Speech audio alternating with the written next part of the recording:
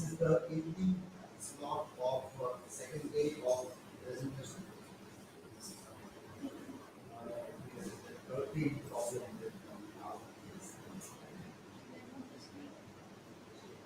we will adjust that.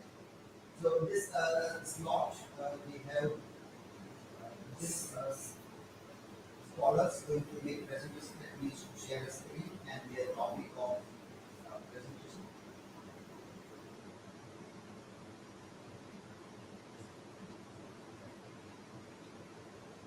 The second day of our PhD coursework presentations, and we have first one by Pallavi Gupta, and she will read on laying shoulders towards the feminist politics. Prakruti Bhatt will read on multimodality of a digital text, followed by Ruchi Joshi, who will read on social construction and role of women. After that, Smita Gadhvi will make presentation on Ecocriticism in literature, followed by Surbhi Goswami on Globalization as a Neo-Colonialism. Vipul Dabhi will read on Introduction to Ideological State Apparatus. Vrutti Dabhi on From Discourse to Political Discourse and overview. And finally, we will have by Yogeshvari Trivedi on Ecocriticism and overview. So let us start our day with Pallavi's presentation.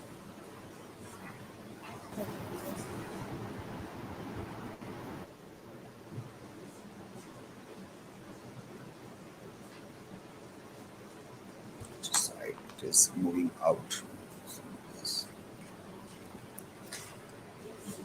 See.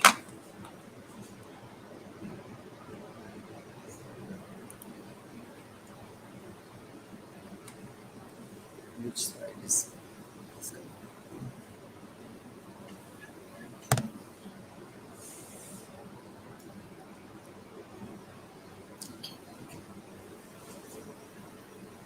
Good afternoon, everyone.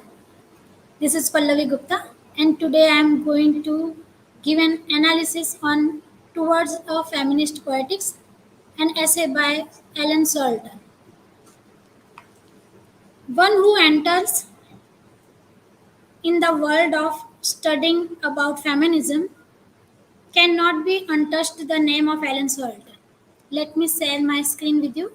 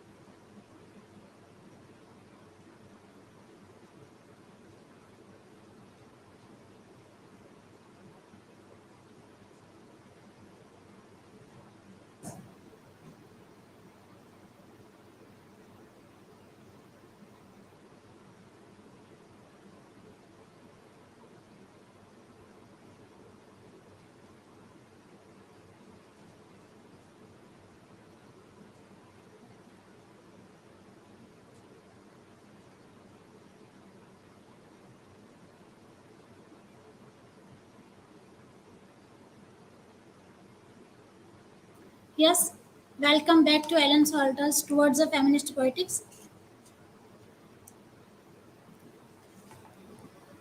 Born in 1941, an American feminist critic, an educationalist, a social commentator, Salter has made considerable contribution to the evolution of feminist criticism by her groundbreaking work, A Literature of Their Own.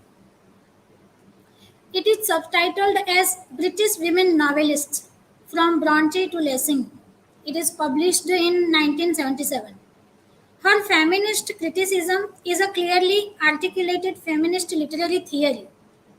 She has proposed a separate and independent model of feminist literary theory by rejecting the inevitability of male models and theories. She also recalls the history of women's writing to the present. Showalter has written and edited numerous books and articles focused on a variety of subjects on feminist literary criticism. Her best works include Towards a Feminist Poetics, published in the year 1979. Feminist Criticism in the Wilderness, published in 1981, and The Female Melody in 1985. Let's see her essay. Towards a Feminist Poetics, published in 1979. Here, Salter advocates and supports a new way of reading. She acknowledges and the feminist criticism is perhaps the most isolated and least understood school of criticism in 1970s. According to Salter, there are two reasons for misunderstanding feminist criticism. One is patriarchal suspicion about feminist literary criticism, and second is lack of a fully articulated theory that guide feminist criticism. Woman as a writer, that is feminist critic. Schroeder says that feminist critic is through analysis of male writings from female perspective. Female reading may change the idea of given text. Woman is considered as consumer of literature produced by male writers only. Male produced their literature, constructed their views, and oriented literature. Subjects include stereotypes and misconceptions about women. All the literary criticism was traditional feminist criticism. Feminists thus traces images of women exposed in male texts. While in the term of gynocritics, Salter depicts the women as a writer. As a writer, Salter says that a woman should be producer of textual meaning also. She should discuss history, themes, genres, and structures of literature. Female model of writing being independent of male values. Salter modified the French term as gynocritics. Gynocritics analyze the study of female experience. Gynocritics do not support male methods. Gynocritic is to make literature of women different and special. Gynocritics rediscover the sources of women writer. There were three phases for women writers. One phase, the feminine phase, which started from 1840 to 1880. The feminist phase, which started from 1880 to 1920. And the third one, the female phase, which started from 1920. It remains present also. Let's see what was the feminine phase. The feminine phase was women writers were in an effort to equalize the intellectual achievements at the male culture. They tried to distinguish sign of male pseudonym. Bronte sisters, George Eliot, and Elizabeth Gaskell belonged to that phase also. They exhibited a kind of guilt in their writings. Their content was oblique, ironic, and subversive. In the second phase, the feminist phase, which started from 1880 to 1920, women writers began to use literature to dramatize the ordeal of wrong womanhood. Women won the right to vote. They protested against male standards and advocated women's autonomy. Writers like Elizabeth Robbins and Mrs. Fanny protested male values. They rejected text which stereotyped women. In the third phase, the female phase, which started from 1920, women writers saw independent attitudes. Women writers realized the place of female experience. They rejected imitation and protest. Writers like Rebecca West, Catherine Mansfield, Dorothy Richardson, and Virginia Woolf avoid imitation and protest. They developed the idea of female writing and experiences. Thus, they lead them to the phase of self discovery. At the conclusion, we can say that Sowalter wants women to be free from male dominated literature tradition. The task of feminist critic is to find a new language for women's suffering. Women can develop a cultural model of their own writing. Sowalter calls women rights to express and interpret women's experiences authentically. This was my presentation, and the source was the essay Towards a Feminist Poetics by Ellen Sowalter. Thank you. Is there any question to ask? Yes, ma'am. Yes. Yeah. So my question was, can you apply or can you look at the psychofeminist phenomenon? Yes, sir. Yeah. Okay. So can you apply Showalter's poetics to the idea of the psychofeminist identity, which was developed after the idea of cyborg by Donna Haraway? Can you apply this particular theory to that phenomenon? Yes. That a woman should be free to express herself. She should be free for to share her experiences in her language. She should have her point of view. So we can apply this theory to the cyber also.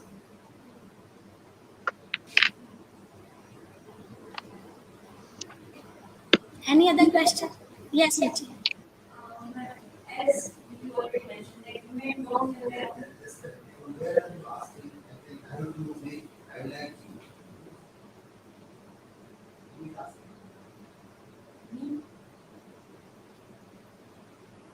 Yes.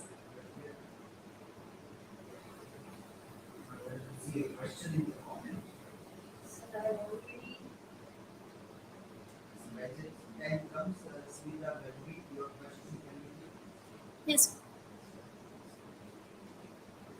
My question is that you spoke about different point of views show. of show point. What according What, to according to you, are certain problems that feminism, according to what she has highlighted?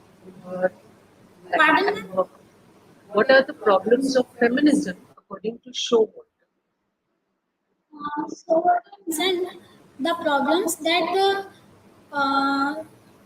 there were only male writers, okay, and female male writers, they wrote about feminism. Male writers also wrote about feminism. When they wrote about feminism, they wrote from their point of view. For an example, I will give you. If a hungry man writes about hunger, and if a rich man who is not hungry writes about hunger, there will be the difference in expression. Such was a difference, such is the difference between when a male writes about feminism and a female writes about feminism. So, females should be free to express themselves. Females should have freedom. They should have the equal freedoms like what males have. Salter has depicted this. I think I have given you the answer. Ruchi, are you going to ask me? I guess. Yes. As you already mentioned that even if women are writing, they are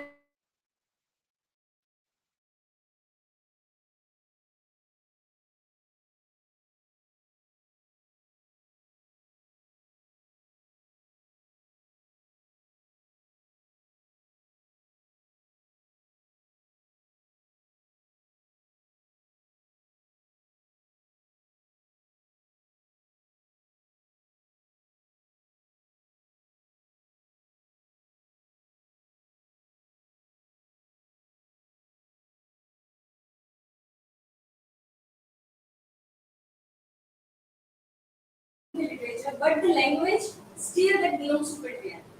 And and that is the reason that even though women are writing the particular text, but there is a voice of patriarchy, Yes. even though in the writings of women. Now the question is, if we have just one language only, can we have any alternate that we can remove this patriarchy, or we cannot have this is because the institutionalization of the language is encoded in such a way that it will be there. Look, in your question, what you are talking about language is the language of a person. Okay. So the language differs when a male writes or a female writes. The language will differ itself.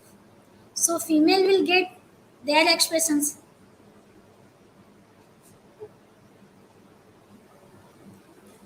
Have I answered you? Thank you. Thank you for the presentation. You want to ask? Yes. My question is that You noticed any better in Showalter's work? According to you, what she thinks on it? Look, I have according to patriarchy, she says that when a male writer write even about the feminism, first of all, the first work in English literature was written by a male writer. So when a male writer even write about feminism, he will look he will look everything. He will look the female's emotions, female's expressions, female situation with his point of view, with the point of view of man. So Salter has depicted this method in her essay. Have I answered you? Thank you. Okay, next one.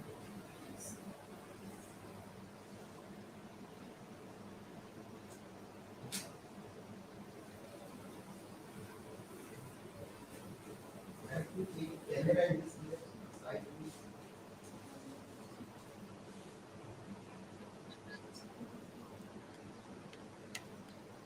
Side 16.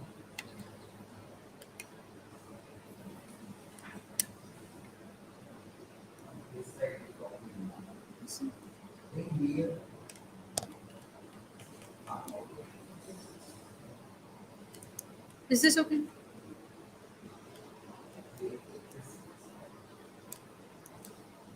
This is left side panel here. Are you able to see the screen? This 3D screen. That see the ENG written there. The curtain is opening up. Yeah. Then you have to focus. Not from the there.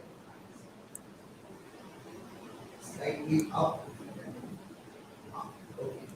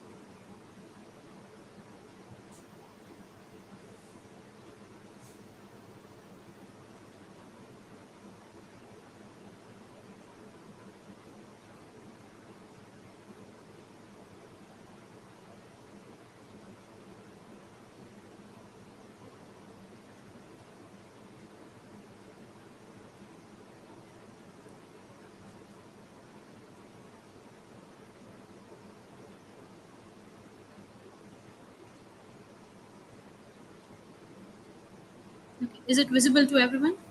My presentation? Yes. Start. Thank you. So, good afternoon, everyone. My topic for today is multimodality of digital text. Now, when we think of modes of literature, there are so many different modes. Where even before written medium actually started, we had the oral mode of literature happening.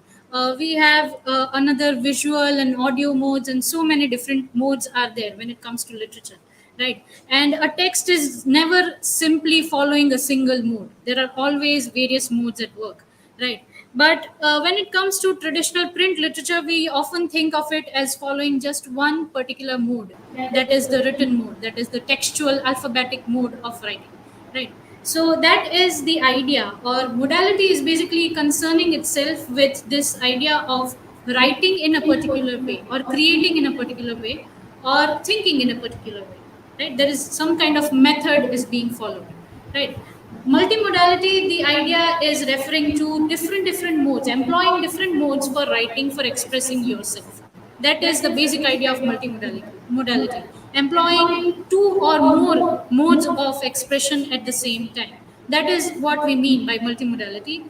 Now, when it comes to a specific definition or a defining moment for multimodality, it's a bit difficult to trace its history, or rather, it's never possible to actually have a single definition of multimodality. The reason is everyone has defined modality and multimodality in their own ways. There are a lot of definitions available, right? And therefore, you can never just pin down multimodality to the one specific critic or one specific writer. That is one, because it is catering to a lot of not just literature, but it is also catering to the communicative environments. It is also catering to a kind of a philosophical idea is also associated with modality. So a lot of sciences, a lot of fields of knowledge are associated with the multimodality kind of a phenomenon, and therefore there is never a single definition. But if you actually have to look, like, if you actually want to have to trace a particular history of the idea of modality and multimodality, in literature we can trace it back to around the 4th century BC, where people actually started to have different modes of expression, right, when it comes to literary output. So from oral traditions they moved to writing it. Since languages were developed, people started writing literature. And then from written, they went to the stage performance. So after writing it, they moved on to expressing it through facial features and through music, right? Then once that was done, people went on to the graphic image of literature. So props were developed. The stage was decorated in a particular way to depict a particular scene. The characters had different attires so that they look a particular way according to the narrative of the story, and so on and so forth. So from the oral mode, they moved to a representative mode of literature at large, right? And that in itself included all these different modes of written, of oral, of visual modes of literature. So that is, in a way, that can be said a kind of a rough history of multimodality kind of a phenomenon. But now the discussions about multimodality in a serious way, in a very critical way, started in the 20th and 21st century with the development of digitization and the development of various technologies of expression, right? So you have the coming up of the computer, you have the development of the web, and then a lot of a proliferation of different mediums of expression, right? And therefore people actually started questioning, like, what do we mean by multimodality? So the earliest definition, or a contemporary or a relevant definition for multimodality, were given by these two people, Charles Goodwin around 2010 and Elisabetta Adami around 2017, right? So the latest one could be Adami. She is talking about multimodality in her definition, and I quote, as a phenomenon of communication, multimodality defines the combination of different semiotic resources or modes in texts and communicative events, such as still and moving image, speech, writing, layout, gesture, or proxemics. Right. So she is listing out different modes. If you look at the definition clearly, and she is talking about how different modes are coming together for communication purpose. When we take multimodality as a communicative phenomenon, right? But the same can be said about literature today, since a lot of interactivity is involved. If we look at the digital literature or e-literatures as we speak, there's a lot of interactivity, a lot of communication happening between the one who is expressing their ideas and the one who is receiving or reading those ideas, right? And so we can apply this particular definition to the e-literature or digital literature phenomenon, right? So there are different modes there. Now, what is a multimodal text, right? How do we identify? So broadly speaking, these are the different types of modes, right, which are categorized in this particular sequence. The very first is the linguistic or alphabetic mode, that came as a result of the writing technology, when people started writing. Visual mode, when visuals became important, as in the graphics, the images, right? It can be either a moving image or a still image, as you find in your books, right? If you look at textbooks, for example, you will have a graphic image of the story. we look at children's literature, their books often have a very colorful image being included in their textbooks. The reason is they visually identify with the story. So that is the visual mode. Then the third one is the oral mode, right? Or the sound and the music, as we find in audio visuals today. It can be films, it can be your songs, anything. Then the gestural mode. Gestural mode is often found in your dances, right? Your folk dances or traditional dances or even Western dances, whichever dance you take, or even while singing. Some people have a very good expression kind of a skill. Expressionist skill is very prominent. So then you can work with the gestural mode also. And the spatial, the position, the physical arrangement. Now, this is very much specific to the stage or the drama, right? The space. Whenever you read a play, the beginning of the plays often will have specifications as to how the stage should look. Like, what are the things being placed on the stage? What are their positions? Which particular space are they occupying? All those things. Now, that why is that done while writing? The reason is they are trying to incorporate the spatial mode of a particular expression of literature, right? So all these are different modes. Now when they combine, when they amalgamate, when they come together, you will have a multimodal text, right? So in e-literature or in digital literature, what you find is a combination of all these modes in one or the other way, right? So a digital text is never monomodal. That is the idea. It is never simply text. Only then can it be called a digital text, so to speak, right? If you have a multimodality kind of a phenomenon, only then can you actually characterize it or distinguish digital literature from the traditional print literature, right?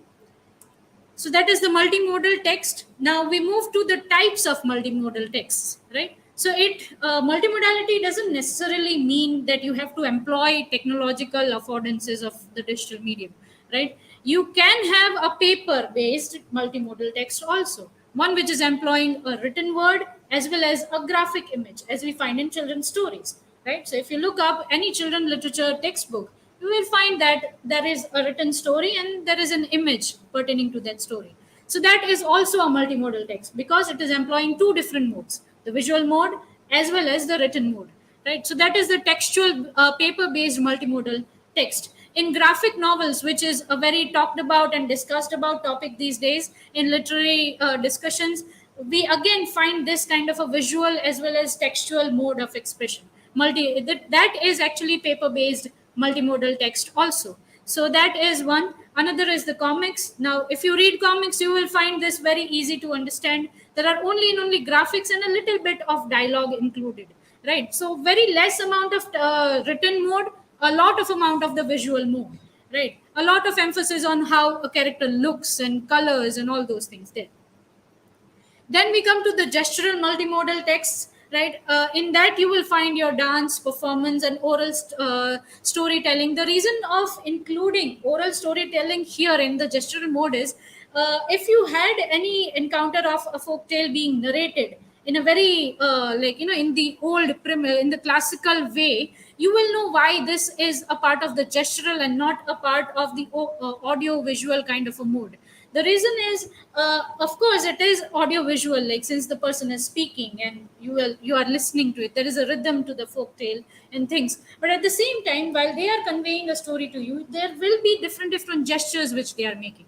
They will be expressing the story in a particular way through their facial expressions or through their hands. Sometimes they even act out while they are narrating a particular story through oral traditions. Now, that is why you will find it as a part of gestural multimodal text, because you have a lot of gestures and lot of audio and the spoken word being used there. When we come to the digital multimodal text, all genres pertaining to e-literature will be a part of digital multimodal text. The reason is today you can't have a particular story without having a visual representation of it, right? That is the need of the hour. People today, why is print literature questioned a lot these days? The reason is this: it cannot provide you, like when you are reading a novel, there's just text in front of you, right? Until and unless you are reading a graphic novel or a comic or a children's literature story, you will not find any pictures in your novels. You will not find any pictures in Jane Austen's novel, for example, right? the original novel that we speak of. You will not find any pictures in War and Peace, for example, right? So the reason is this: the very idea of the digital text is this: visual representations are very much important these days.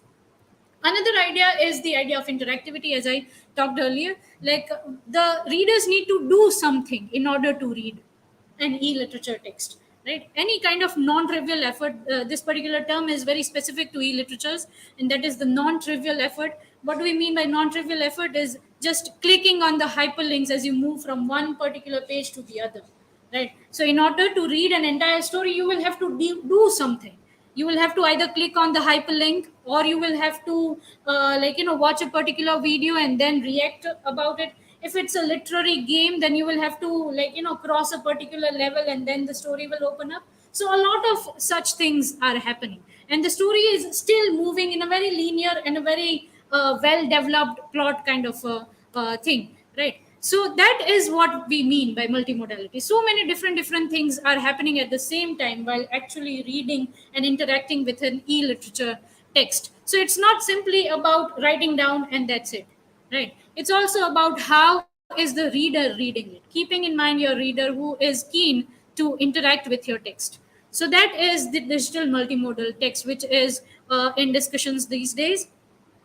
Now, as I've already mentioned, the digital literary context. So, the digital literature includes any literary text or expression which is an outcome of human interaction with the affordances of the digital medium, as I explained earlier. Right? Any digital literary text is basically what the outcome of your interaction with the digital medium, right? Or the outcome of a completely machine generated kind of an interaction there. So that is also a part of the digital literary canon. Literature in the digital age makes use of modes ranging from graphic to audio video to interactive and cybertexts of the virtual platforms. So you have an entire virtual game there, the virtual game phenomenon. Now, what is that? That is also a literary text. It will have a story. And you are in a virtual space. You are supposed to act in a particular way in order for the story to proceed further from one particular phase to the other, right? Now that is again a part of e-literatures or digital literatures. That is also a kind of a literary phenomenon there. So again, it is using a completely different mode, and that is the virtual mode, where reality itself is questioned, right? So that is a kind of a multimodal text. You are moving on in your physical space, but actually you are in the virtual mode, interacting with the virtual phenomenons and then creating a story out of it, right? So playing a game, virtual game, is also one kind of multimodal text for the digital literary canon. A literary text in the digital age can be said to be the result of, as I've mentioned this earlier, I'm not going to repeat it. It's an amalgamation of various modes, and therefore a kind of multimodal text in itself. So what? Now, why am I discussing this? The reason is, the very first reason is, multimodality is required to understand digital literary sphere, right? Earlier we were talking about why is it so difficult to understand digital literatures, right? Or what kind of criteria can you formulate to analyze such digital literary text, right? How are you going to analyze a machine generated poem, for example? What should be your criteria? So one is this multimodality. You can use this particular concept to analyze how is the particular machine using the different modes being provided to it, right? Or using the different affordances of the digital medium for expressing its ideas. What is the particular code which you have given to the machine, right? How have you designed the software? Those are the questions you need to understand in order to analyze digital literature, and not your traditional print literature criterias of a particular critical theory or a voice or a plot or character or narrative. It won't be as much efficient to analyze digital literatures. The second one is, multimodal literacy is required to understand even the communicative environments of today, right? So how is your student interacting with a particular video which you have just posted? Are they just watching it, or are they commenting under it about something which they liked, or a point which they have a confusion with, and so you can just clarify that confusion with them or not? Are they able to listen and read at the same time or not? The audio and the written word together or not? Are they able to listen to ebooks, for example? Now, this is not just for the literary phenomenon, this is also for linguistic skills, right? If you want to inculcate or rather develop the linguistic skills of a particular student in a target language, you can give them an ebook and tell them to listen to it as well as read it while listening. Are they able to do this or not? Are they able to deal with the multimodality of that particular text or not? If they are, then perhaps the skill would be developed much faster than it is in the traditional mode, right? So that is one idea. The other is it can help in analyzing how meaning is produced and expressed in the digital age, right? The amount of modes you use and why you use them to express yourself will reflect upon what meaning are you conveying, right? Or what meaning have you produced. So if I am particularly shooting a particular video about a concept which I have come up with, right? There must be a reason behind it, right? There must be a meaning I want to convey, right? One meaning is simply because I think that people will be able to understand the concept better if there is a video about it. The other idea is there are people who will find it much convenient to watch a video than to read an entire text about the concept. The other idea would be the concept will be very much accessible to a larger amount of audience than a particular printed text there about the concept. So all those things, those are the meanings I'm conveying, right? Those are the things I am thinking about while creating that particular video. Now that is how you understand multimodality, right? If you choose a particular mode, if you are amalgamating with it with other mode, why are you doing it and what is the meaning being produced? That is the focus of multimodality. So I guess this is how you understand the digital literary sphere through the lens of multimodality. So yeah, these are the references, sources which I have referred to. A little bit of snowballing on my part. Like, yesterday I introduced the idea of snowballing and I applied that while preparing the presentations today. If you look at the second reference there, it's a Creative Common. And they didn't provide any date for the publication of that particular content. So I went to the reference list they have provided, what they have cited. And it was actually a book from where they have taken the whole concept. So I cited the book also. Yes, there is some problem with my PPT. It's all 111. It should be 4 in number. So yeah, those are my references. And now it's open for questions. Any question from you? Yes. Okay, Smita ma'am wanted to ask. I have actually Yeah. two questions. Okay. First of all, how can we determine that a text is a multimodal text? And second, why do we need to study through a multimodal text? As you also mentioned, there are so many people yet in the habit, they're habituated to study the printed. So they would also question why we need to study a multimodal text. I just forgot. The first question was, how can We we determine determine a multimodal that text. a text is a multimodal? Okay, so in order to call a text multimodal, there should always be more than one mode of expression it is using. So, for example, a written text is simply a written mode. It's using language in a written mode, and therefore it is monomodal in nature. Just written, typed down, that's it. Right? Now, a text, when it is multimodal, it will employ a written as well as an audio video, as you find in ebooks today. Right? You can listen to the text as well as read the text which is written somehow or typed down there. Or it can move on to a kind of an e-literature interactive fiction kind of a story where the reader is doing something, interacting, clicking on something, right? So there is a gestural mode there, as well as a written mode, as well as an audio which is continuously playing and telling you to do this, and you can move to the next chapter. So those are three modes being employed, right? So that is a multimodal text. A monomodal text will only have one medium or one mode of expression. So yeah, that in that way you can identify. If it is a text, for example, in printed medium, it will only be monomodal. It will only have written language. That's it. If it is a children's literature book, for example, printed, yet it is multimodal because it has a graphic, it has a written language there.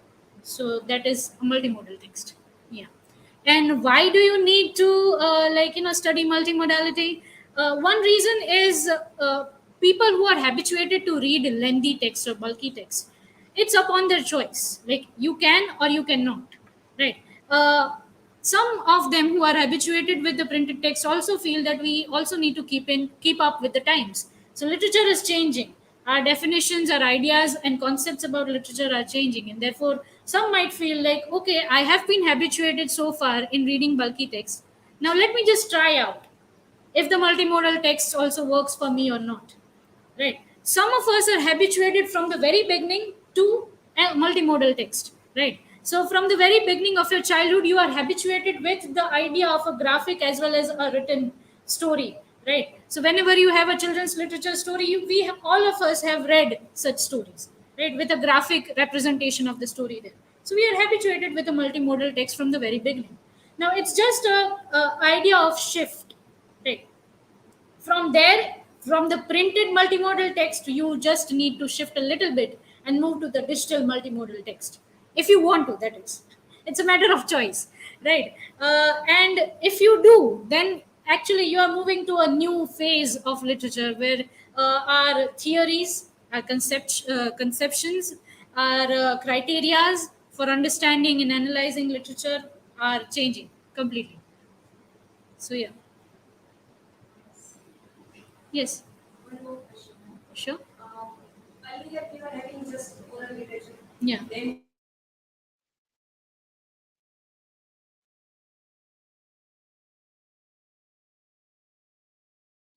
replace our traditional literature, or how much chances are there that we can not have traditional literature at all? Okay. So this is a kind of an anxiety which, a book was talking about while I was reading it. There is always a sense of anxiety associated with every new medium of literature. Like when writing came up, people will like, okay, this will ruin creativity. This people will not able to understand the written language, and therefore there will be confusions and the story won't be understood well by people, right? So the same thing is what e-literature is facing today. A lot of people have questions about creativity, a lot of people have doubts about its originality, right? Because a lot of printed literature is being digitized these days, right? But when it comes to e-literature, it is also talking about literature that is generated, that is completely new in itself, that is a result of the digital medium and not a version of the printed text there.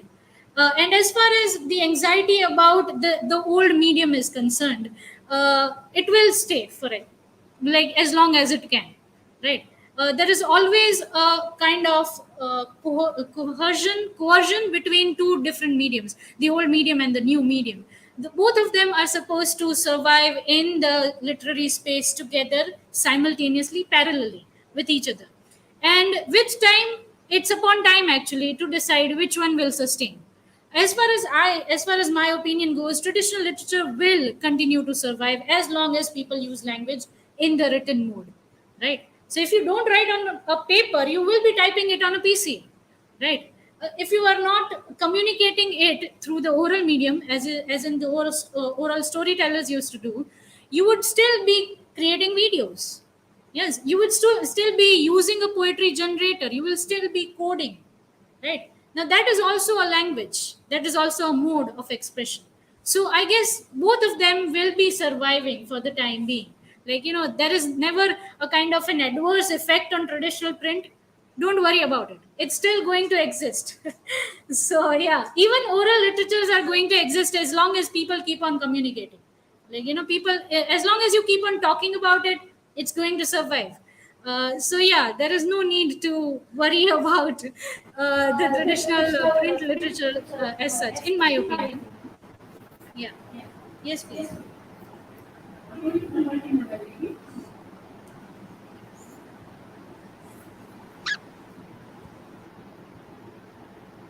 According to multimodality, bardic literature will fall in which category?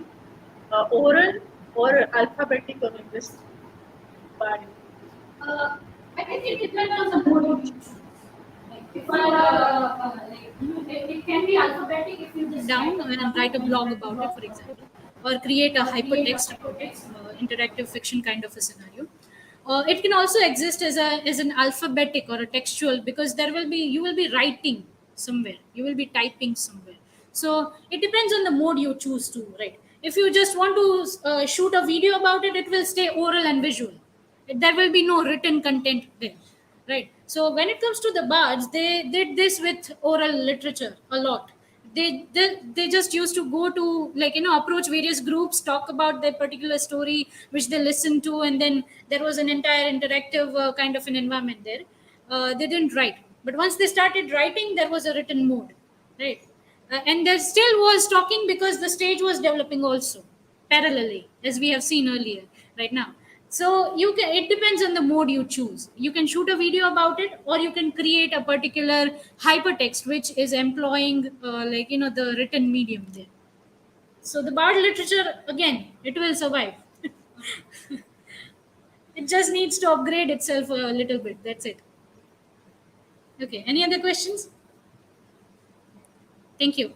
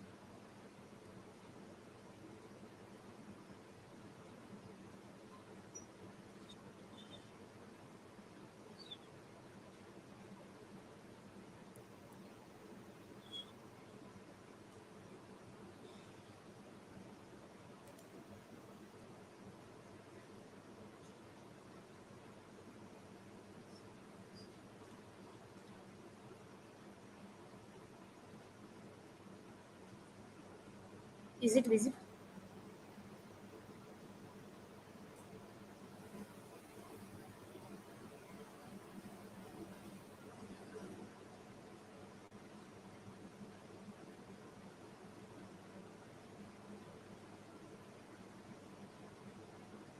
Is it visible there?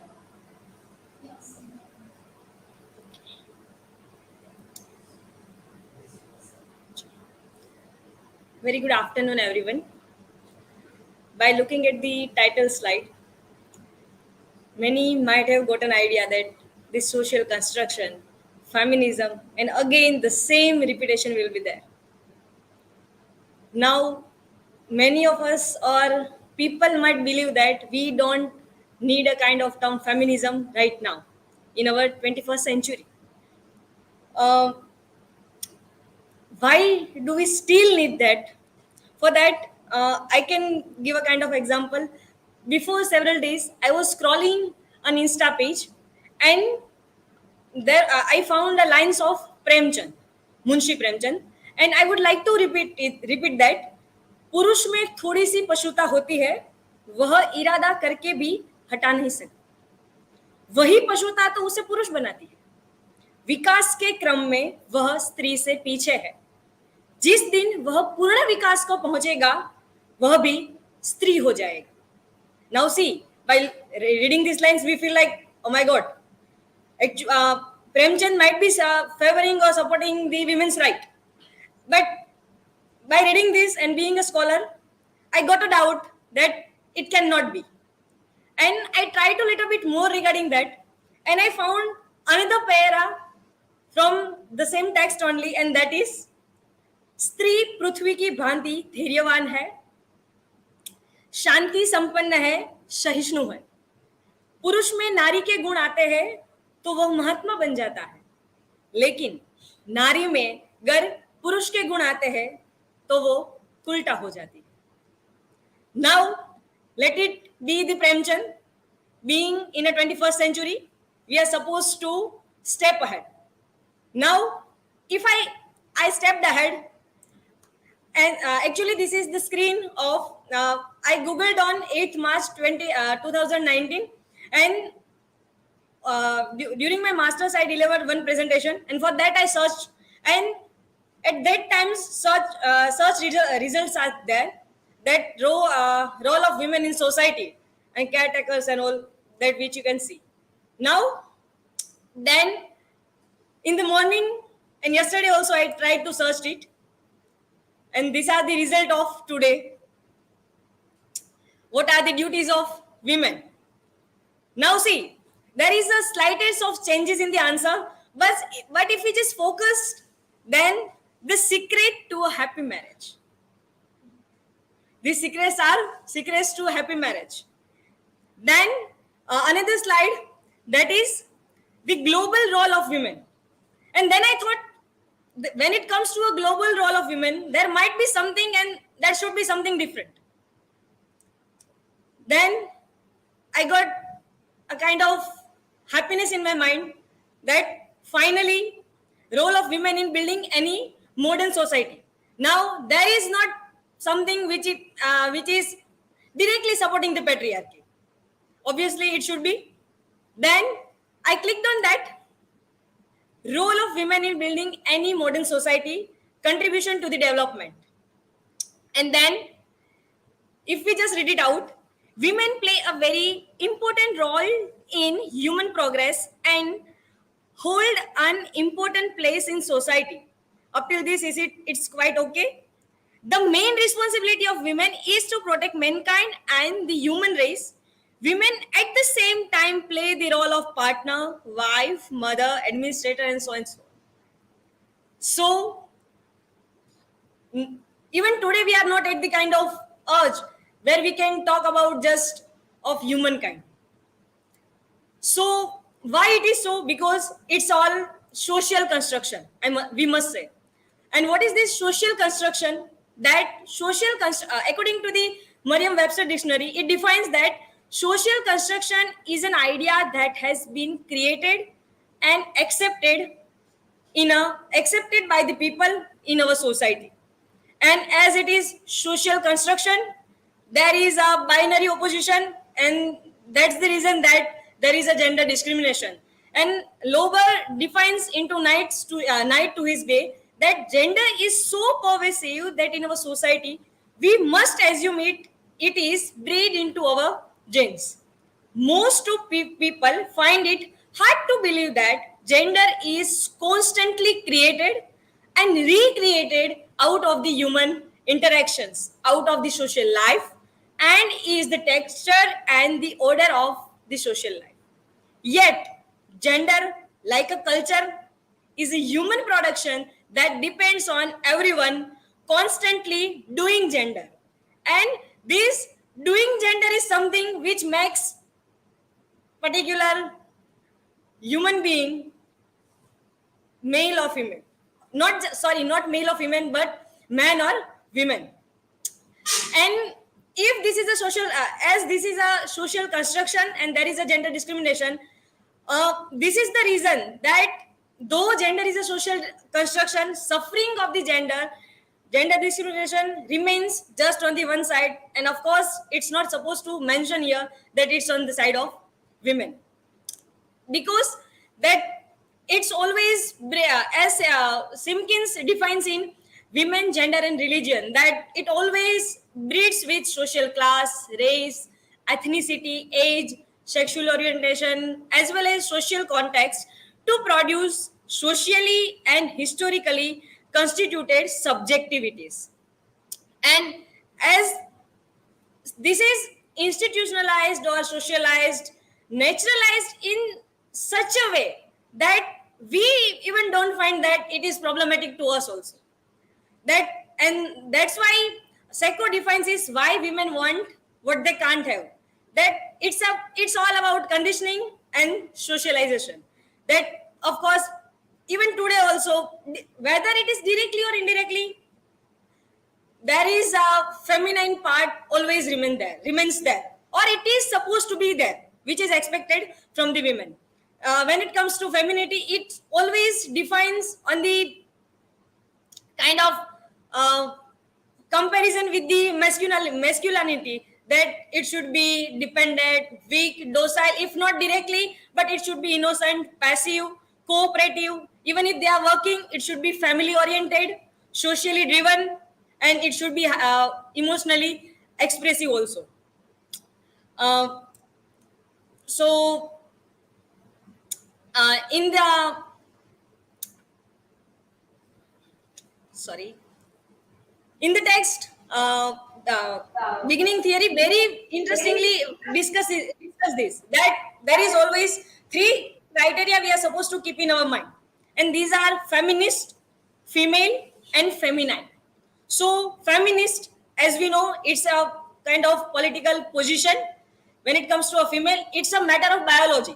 And then feminine, a set of culturally defined characteristics which are expected from the women, whether be it any society, anytime. So female and male, these are the biological difference. When it comes to women and men, it is, as Simon Bua also says, one is not born, but rather it becomes a woman. Then, when it comes to relationship between culture and nature, there also it is, all these things are socialized, and something which is not natural, naturalized in such a way that even if we just do a kind of postmortem, the particular thing is problematic, and to justify it directly to the society, it's highly difficult. For example, we can have the best example here. We can take the example from the symbol of refrigerator, from the wolves to the lighthouse. If we take the example of refrigerator, see, when we uh, preserve something in a fridge, what we believe, we are protecting it. Actually, we are not protecting it. We are uh, we are drawing a kind of boundaries over that, that it cannot have its own original shape which is supposed to be. For example, when it comes to nature and culture, that it defines the relationship between culture and nature, because women are universally constructed. I don't know who has this universally constructed, but universally constructed as closer to nature and culturally devaluated in relation to a man, in much the same way as nature is in the relation to the culture. Nature is viewed as feminine. It's too problematic that nature is viewed as feminine compared to expression as mother earth or mother nature, virgin soil, and the rape of the land, and women's lived experiences, especially those involving birth and childcare, are viewed as closer to nature. Is viewed as closer to nature. It is not the closer to the nature. Now, when it comes to our Indian social culture and hegemony, then, for example, if we take the Manusmriti, then uh, we are also using this line, Yatra Naryastu Pujyante Ramyante Tatra Devataha.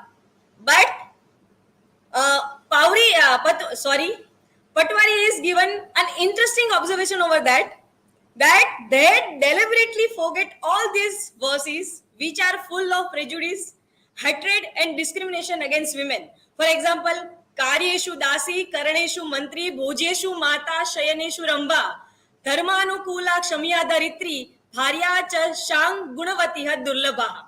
Now see, if we take the example of Draupadi, what is a kind of myth prevailed there, that in his previous birth he asked for the 5 different skills or characteristics of husband, and all the 5s cannot be in one, so he got his blessing in this kind of manner, and this is the reason that she is supposed to have this, or this is the kind of myth or telling whichever we are told. Then now see, same people are not using this same example for this thing.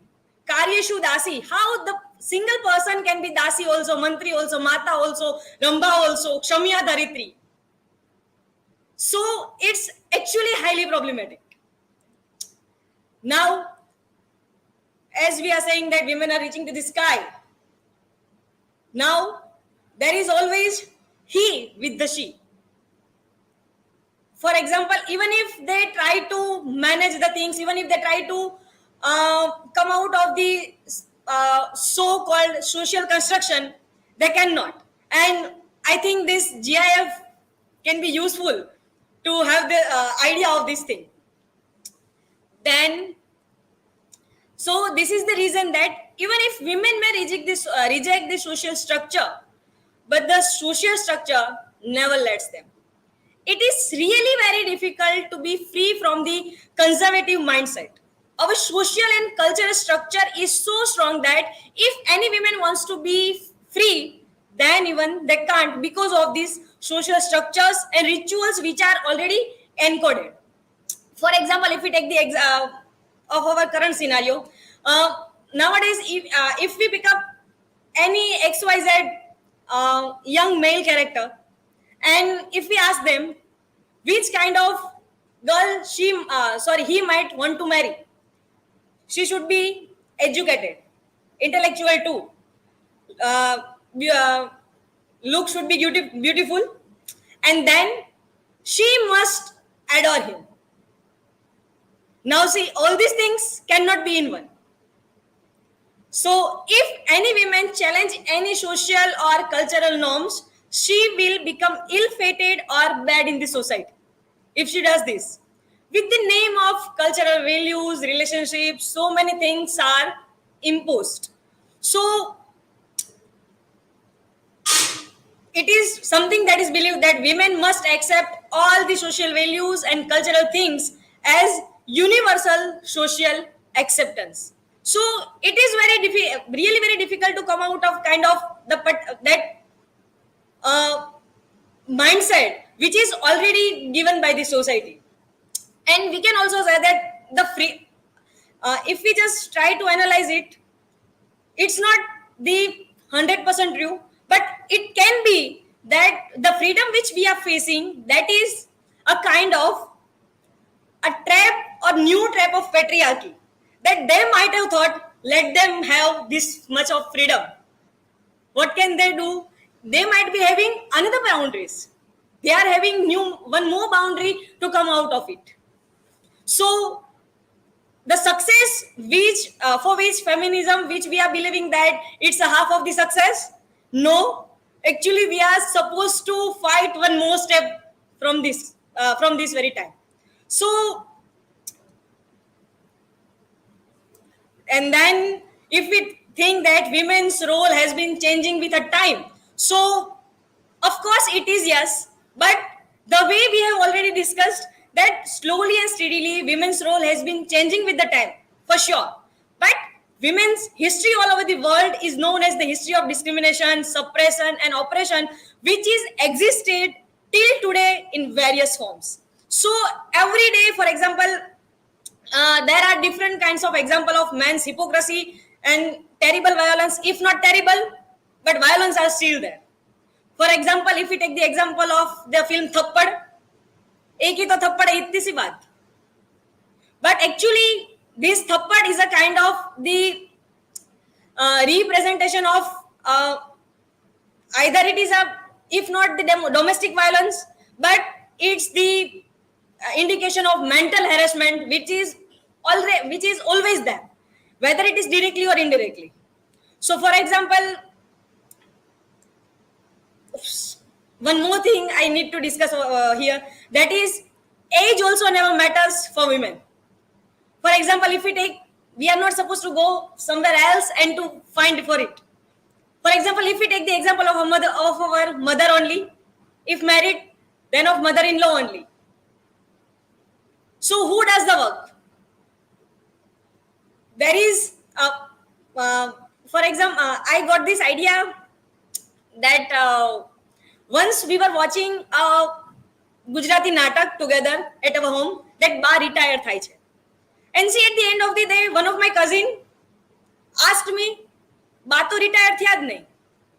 But see, this is something which is already, and even the elders are also teaching from that the things only. But this is a trap of the patriarchy itself. That they are, for example, if we ask any daughter that do you really have any kind of fight with your father or to whom you love, answer might be in favor to the father only. That I love my father more. But see, wherever it comes to impose something, father does not impose directly. He asks to mother to impose upon you. And what the picture comes in front of us, completely different. So, don't you think that we need feminism to have security, protection, and equality for women from the societal point of view? Thank you, friends. These are the references I used for the presentation. And if you have any question, you can ask.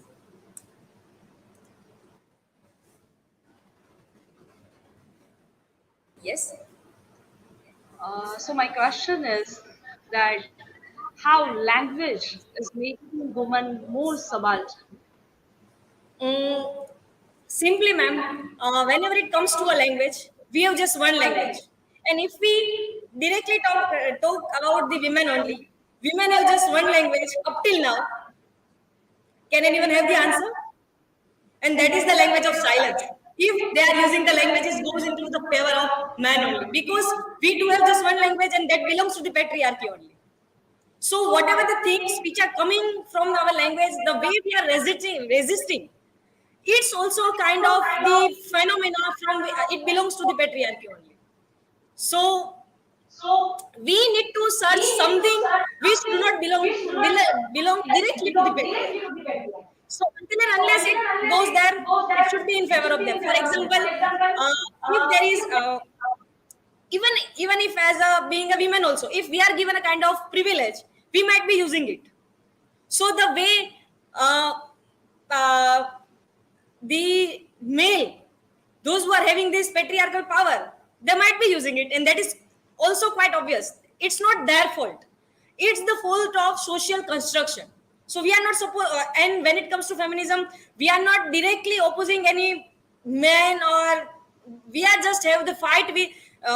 Actually, we are not supposed to fight directly to the patriarchy also. We are supposed to fight for the construction, and things might be better. But how construction can be changed? We don't have that exactly answer for that. So when it comes to the language, up till now, it belongs to the patriarchy only. Directly or indirectly. Any other? I have a question. Yes, ma'am. You mentioned about naturalization, that is so obvious done. So how can this naturalization, gender discrimination, according to you, Yes. be kind of avoided? Can we avoid it? Ma'am, as it comes in a kind of construction of socialization. For example, if when it comes to what is natural, for example, we are being a girl, we are beautifying ourselves. It can possible that I don't like to wear sari. Not just, I'm not talking about typical outfit or typical attire. It can be anything. It can be possible that women don't like to wear jeans, but it should be the choice. But we, given our social construction, women are not given the choice whether it should be or it should not be. For example, if I talk about particular myself only, then I don't like to have a kind of any ornaments or anything, or if, and very important thing, I don't like to have my open hair also. But see, if I don't follow that, there is something which might blame me directly or indirectly, or they might say she is not having kind of manners, she don't know how to behave. So what is this how to behave? How to behave, it is naturalized. It is up to me whether I should be whether I should wear dress, whether I should wear jeans. But for example, when it comes to boy, if they whether they wear t-shirt or whatever the socially accepted attire is there, it is natural for them. Now see, they are just have limited things to change. When it comes to girl, dress, jeans, sari, gagra, and so on. Then and they are supposed to do a kind of short listing of that and then to select of it. Now see, it is something which is naturalized. It is not natural. Now who will be, if we just think directly, who might be that one who love to waste, for example, when we are studying, who love to waste 2 hours at least, not twice in a week, at least once in a week, to waste this hour to wash the hair? Probably I not, but I must. And if I don't follow that, how am I blamed or how am I tagged? And that should be our question within this social construction. So I hope I have answered your question. Yes. Any other? Yes.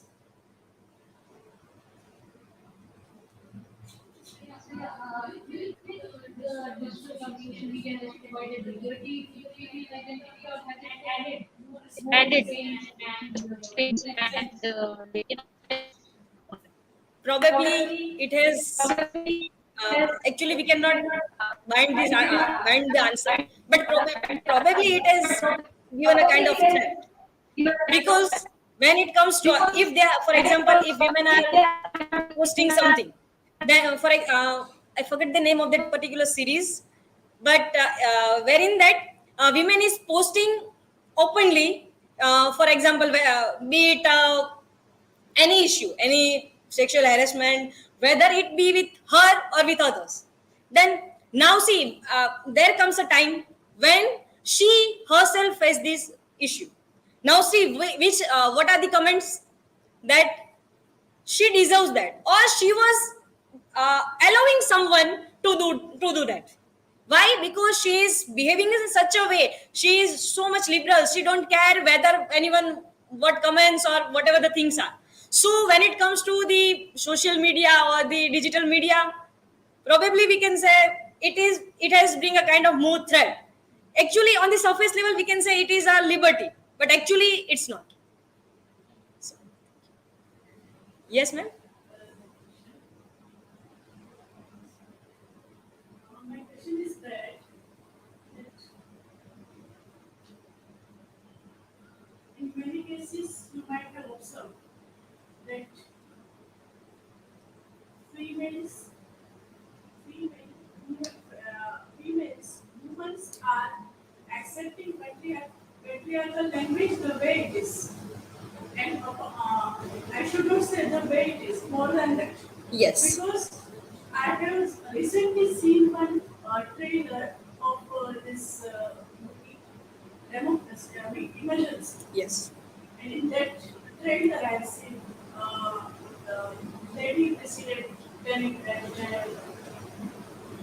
one British officer has asked her that should I call you sir or madam? Then she replies by her messenger that in my office everyone calls me sir. And like the same way, I have noticed many IAS officers, they prefer the salutation sir rather than madam. Then we have accepted this patriarchal language as a superior event. Then what is the good solution for this problem? We are accepting it the way it is, being on a higher position.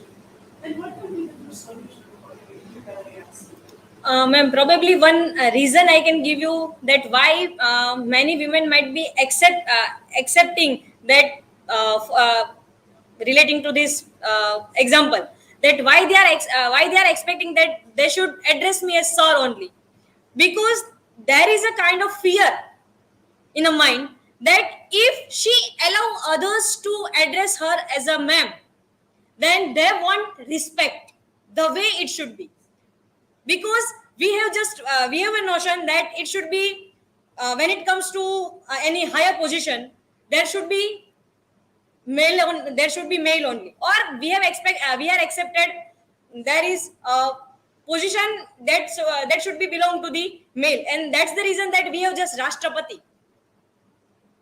And even if why that particular women, by looking practically, that if they allow others to have the address which should be that is ma'am, so it might affect, or they may take liberty, because which notion they are having that typical notion in their mind that women are subordinate. So but we must say, with the risk, women should accept that whatever the way I am, I should be accepted, whether it is right or wrong, but it should be there. So still we are in a kind of we are in under influence, and this is we only that we are not coming out of that particular zone.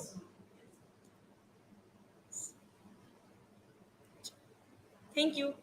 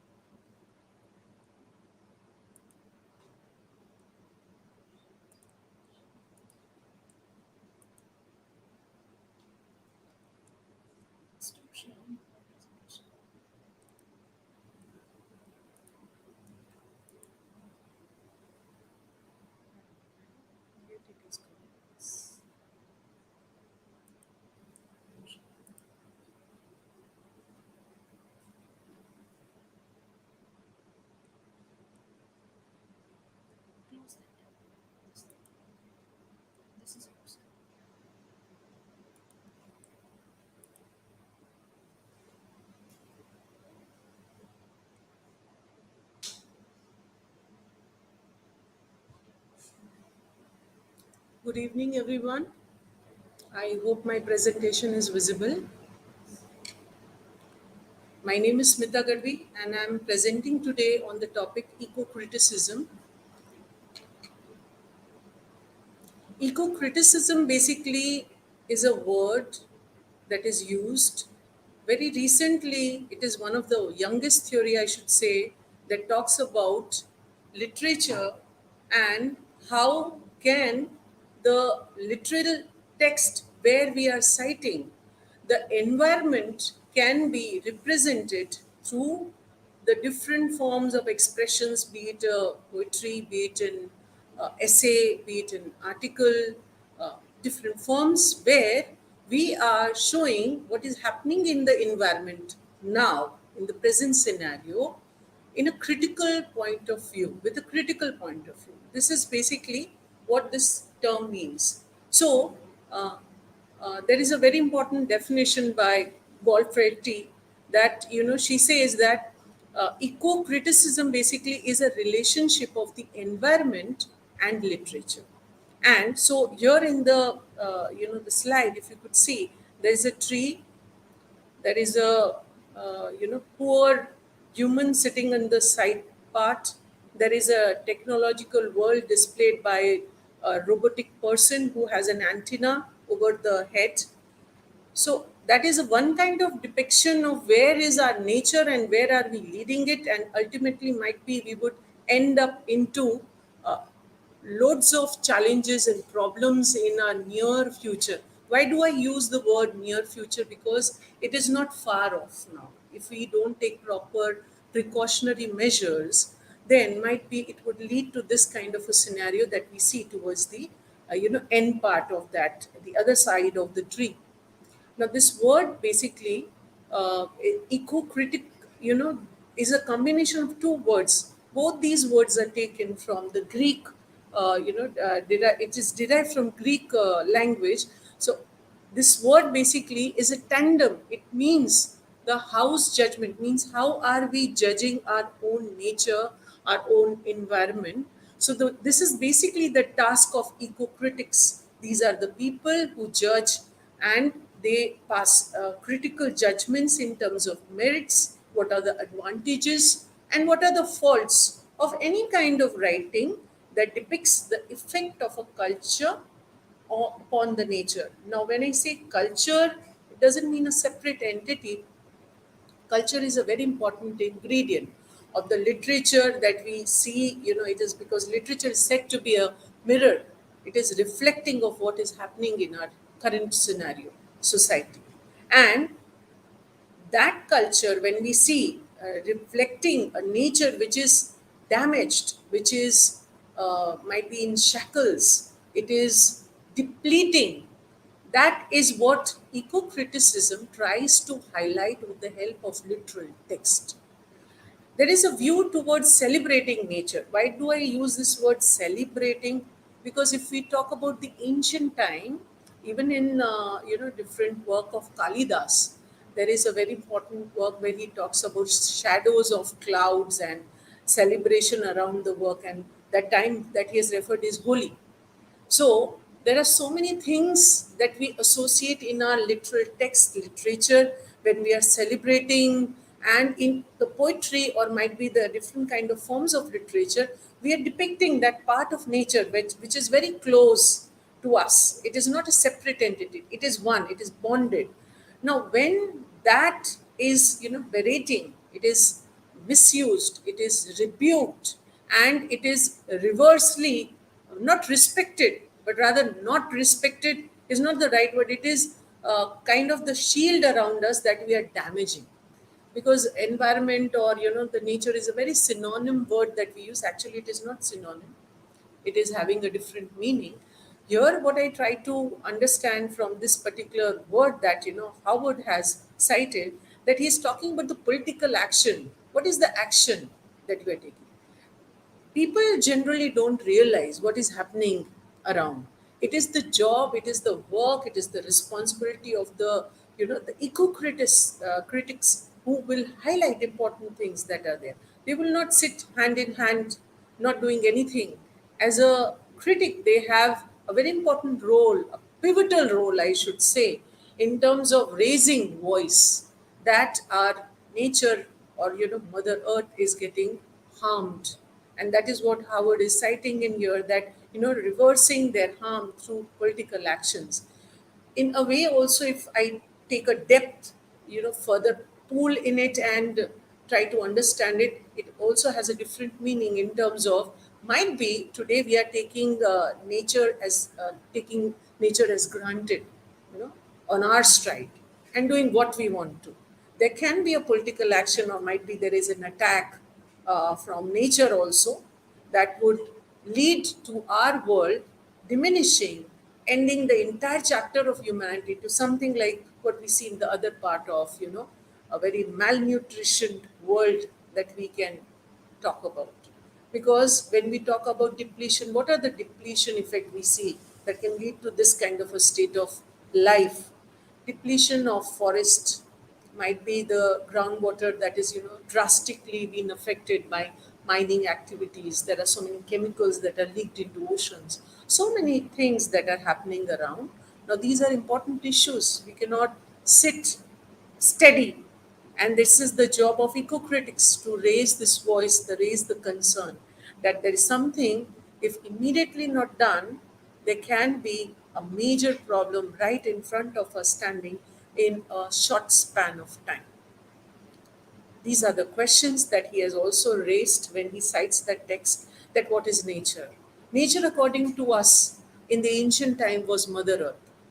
Today also might be, it is for some, but not for everyone, is what the concern eco-criticism in literature tries to highlight. That if we are worshipping nature, on the other hand, how are we also responsible for depleting it? Where is man's place in nature? I mean, what is the step we are doing? If we are aware, very good. But till what time are we taking this stride on our, end, that it is okay to be just aware? What are we doing in that terms? What is our responsibility? If we are aware, how can we avoid it? What can we do about it? How can we contribute? So, eco-criticism as a movement is contributing in literature its important role in terms of what the future readers that would be reading literature from an eco-critical point of view can also sensitize in their mind. And that is the main concern. I'll come to this question later on. Let us proceed. Does nature only exist for man's need? Meaning, a tree that we plant in our garden, might be forefathers have planted it. It is not only giving us shade in the summer, it is giving us, protection in from rain. It is also bearing fruits. It is giving to the family. It is having multiple use. Might be the children playing in the garden, having swings in it, enjoying that experience. All of us have memories around, trees. So it is giving so much, but then uh, what what are we doing? We are cutting its arms. We are using it for furniture. We are using it for our own betterment, for our advancement. This is what we are doing. Are we doing this? This is what is the highlight of eco-criticism in literature. How can we define nature today considering ecological disaster? Now, disaster is something in a negative sense. It is saying that what would happen if there would be a world where, there are no trees, or might be natural resources which we are having now, like water.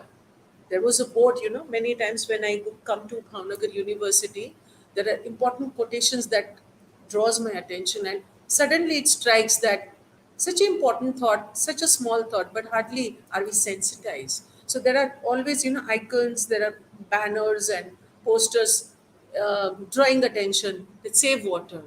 But actually, technically, are we doing that? So it might lead to that kind of a world where, like we are purchasing the grocery at an expensive rate, might be the water would be also one of those products. Are we wanting that kind of a world in a near future? Is that that is what the path we are leading to? Is that our journey? Is what it is asking as a question to define nature and in that entity?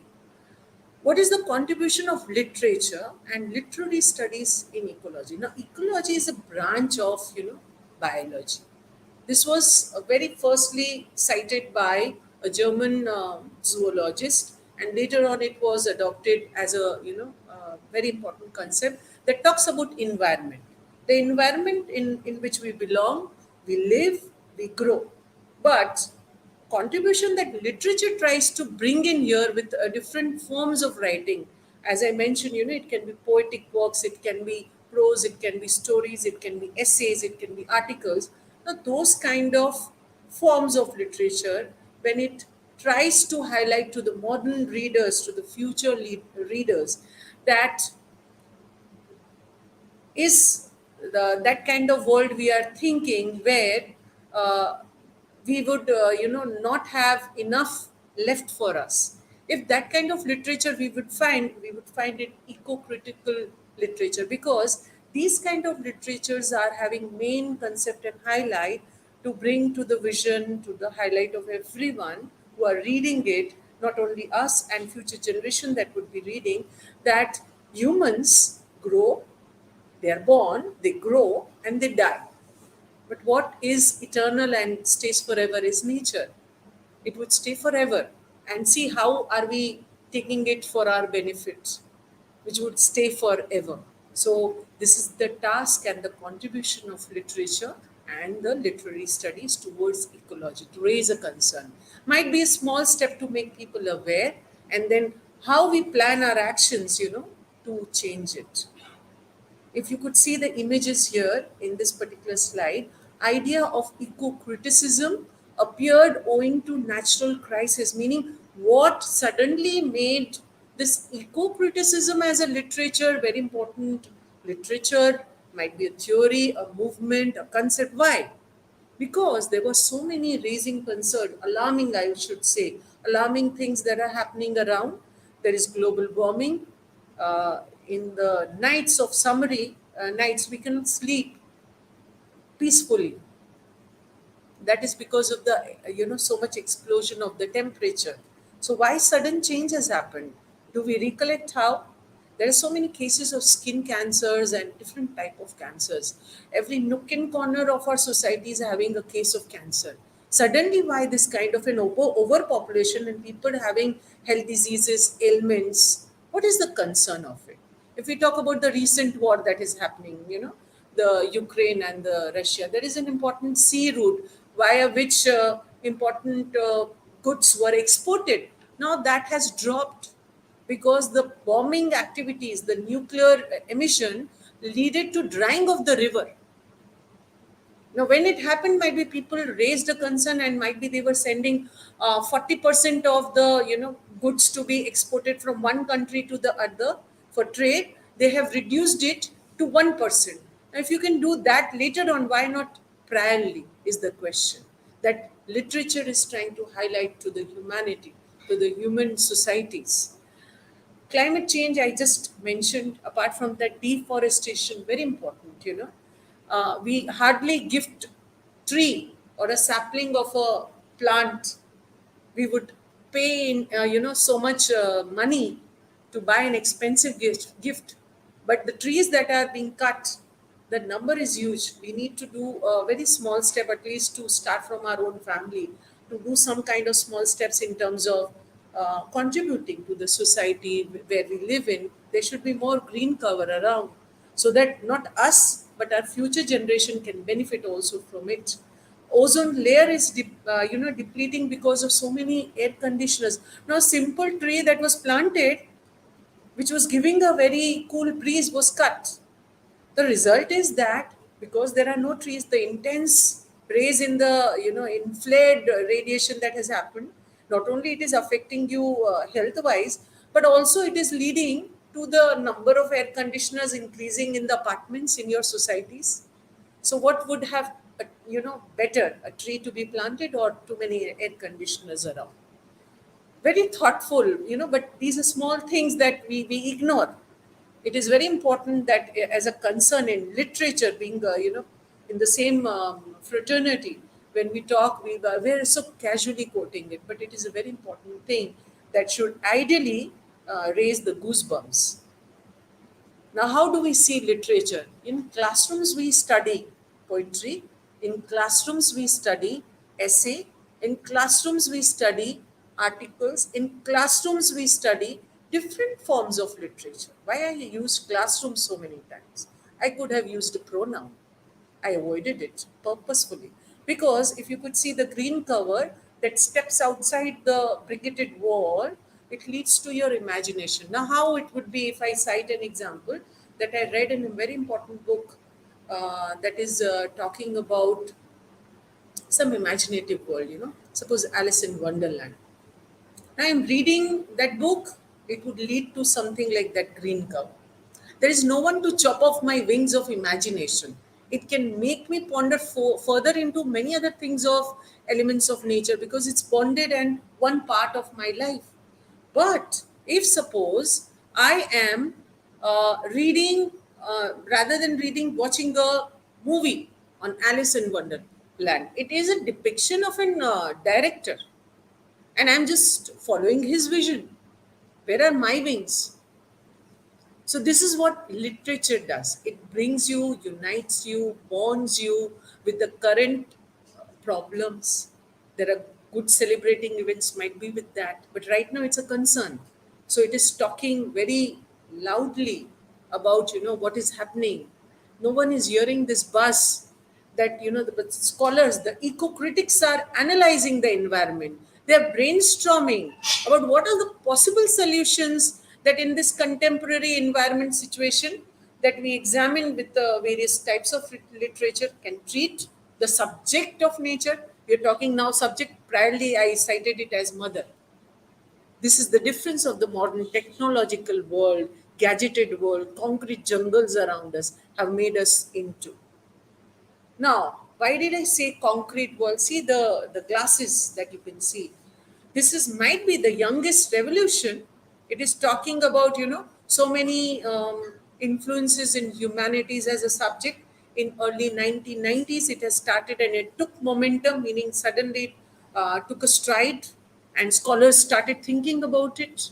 Even in this term eco-criticism, when it was not used, since then, it has been cited in different works of might be Rabindranath Tagore, Kalidasa, might be John Donne, might be Shelley, Wordsworth.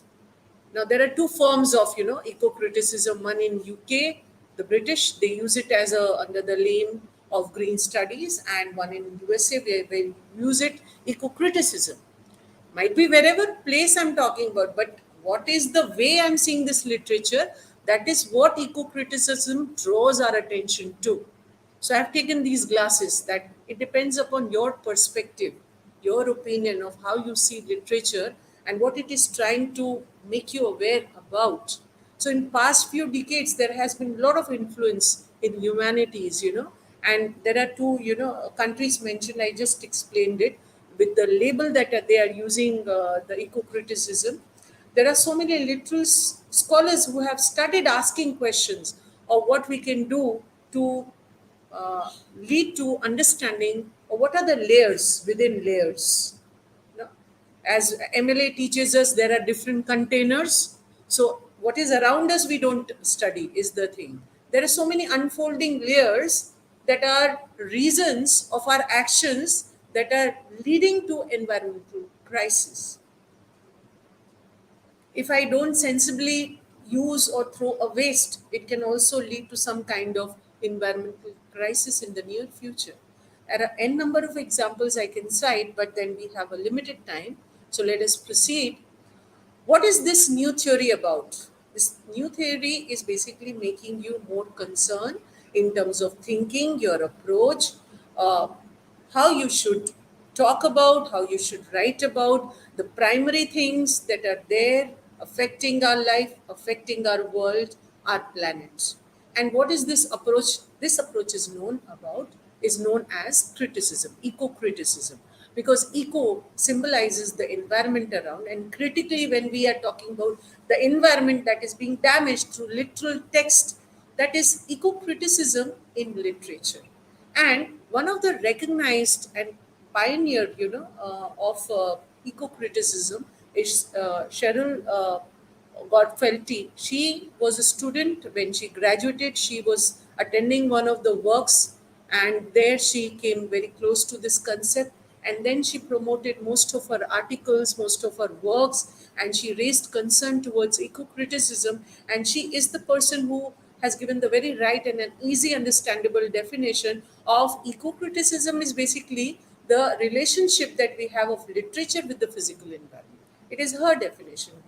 But what I'm trying to highlight here is a small awakening or making person aware can lead to many future readers from eco-critical works, that eco-critics are doing in eco-critical as a theory, eco-criticism as a theory in literature, that can make them aware, sensitize them of, how the near threat is coming towards them, of what we can do about removing those threats, what are our responsible or cautious steps that we can take or approaches that we can change, because everything doesn't need to be changed, small measures needs to be changed. That is what is the main highlight of eco-critics that they are trying to bring.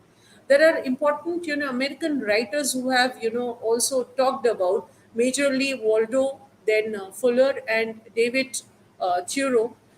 I would be covering in the later on sites, but in this slide, what I'm trying to bring in, that it is 19th century, not way back. In 19th century, that is the reason it is said to be the youngest revolution, or might be the new theory that has come in. It is not an old theory. So suddenly this has come up as, a certain idea that pops into our mind. So uh, Emerson has on, talked about many important things in his work, Nature. That specifically to the point of nature in, 19 till 1950, it has been a very important source. Till date, it is an important source. There are different reflective essays that are written.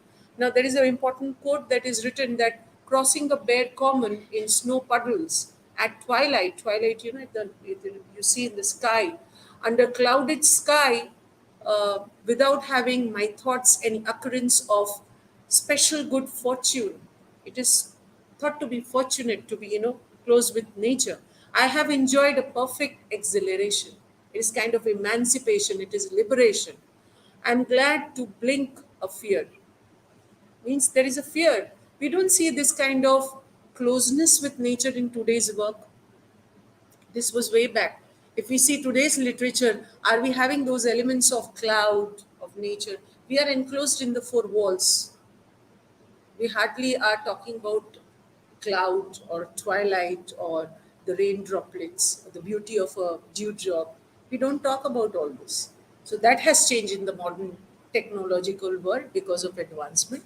Margaret Fuller, is also talking in Summer on Lakes.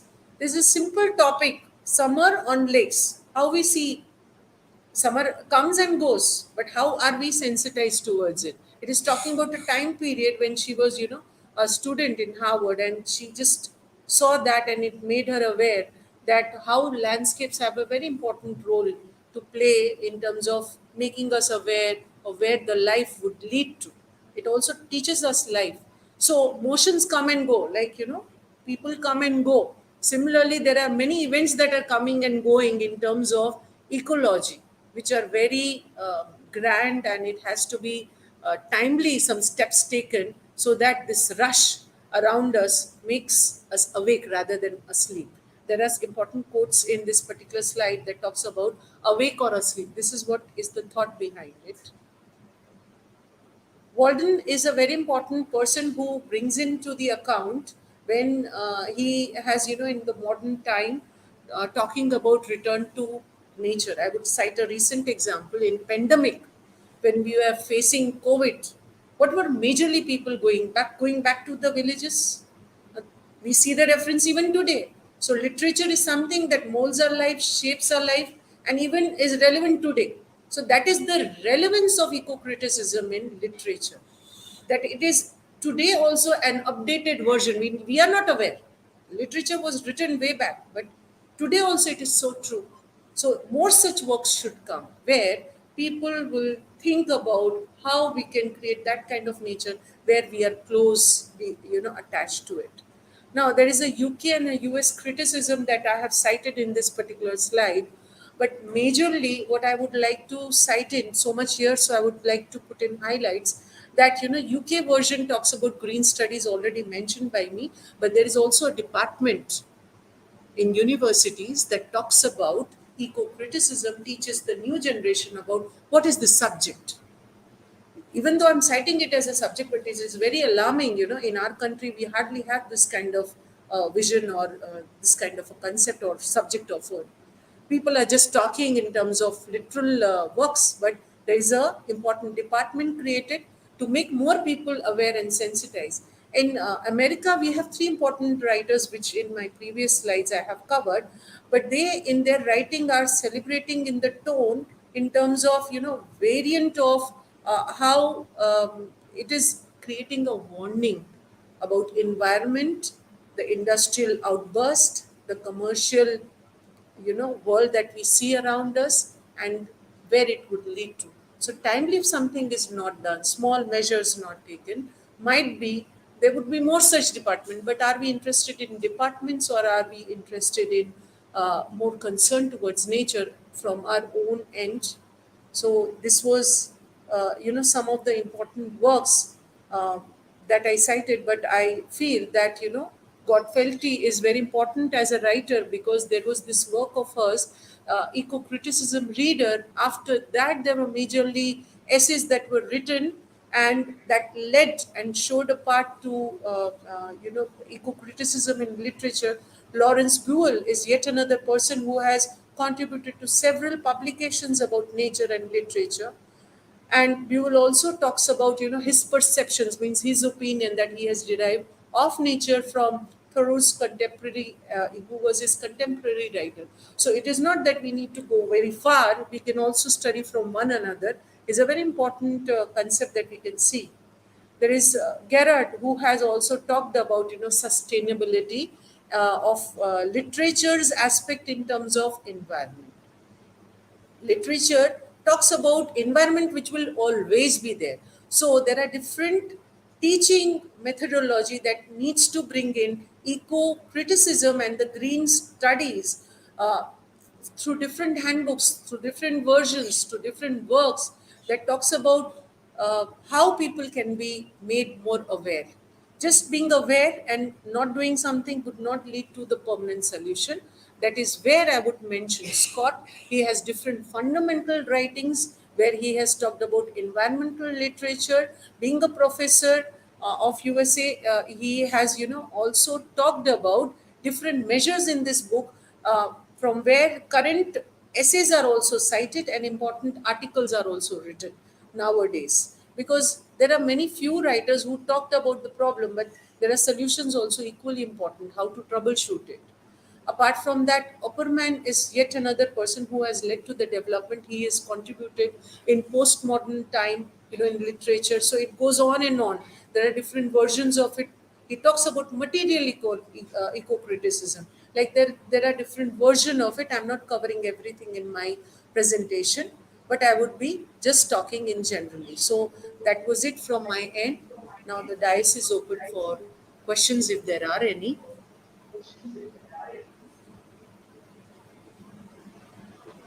Yes, please.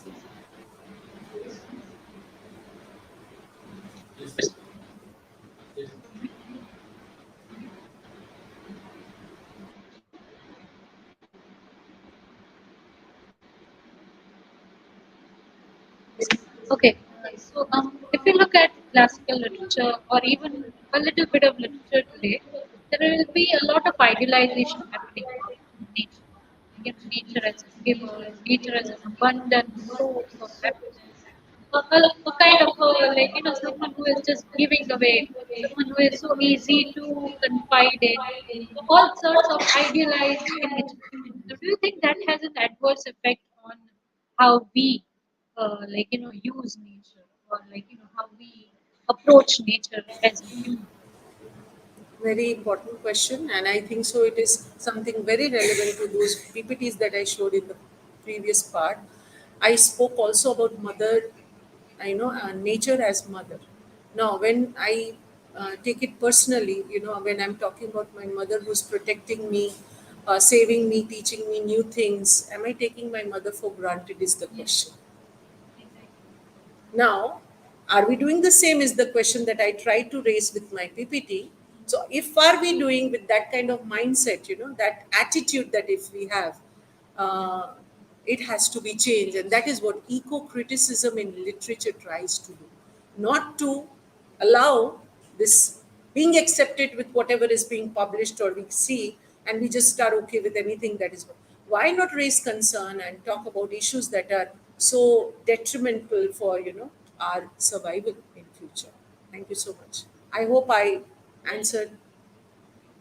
There was one more question. Yes. I have an open question.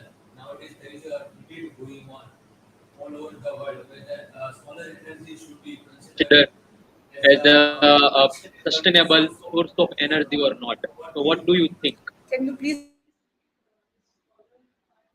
Solar energy. So, it should be considered as a sustainable source. understanding from your question in terms of human aspect, Yes. isn't it? Now, eco-criticism talks about literature from an environmental aspect. Achha, solar energy. So Yes. sorry that skipped my understanding. Solar energy. That is what you're asking. So okay, okay. Solar energy, source of energy, basically, or not. That is your question, and it should be understood as a sustainable source or not. There are so many plants that we hear nearby, our locality that are talking so much about saving the energy from the solar radiation, and it could lead to some kind of benefits. Now, these are different schemes that we are getting out of that. That idea has popped in that from this we can take benefit. Again, we are talking about the benefit part. The depth of literature teaches us that there are potential and not momentary step but vision oriented steps required. Now solar energy definitely is a potential source and it is sustainable, but what about the breeze and the the different kind of elements of nature that we also are also talking about in terms of elements of nature which need to be protected. Now, eco-criticism overall, in terms of nature, talks about everything is being disrupted by the actions. Now, suppose I am aware that solar energy is a sustainable source. It is leading to some kind of benefit now, but in future might be it is not. So, will I skip it? Will my attitude change? Somewhat. So, why are we talking about momentary gains? Eco criticism in literature is trying to train the new generation, not only us, the future readers, and to sensitize their mind that something has to be done from their end also when they grow up to learn from mistakes what elders have done and not repeat that and follow some good measures where as the universe that we were gifted priorly can be sustained for a longer time. I hope somewhere I answered your part of questions. Is there any further question? Yes, please.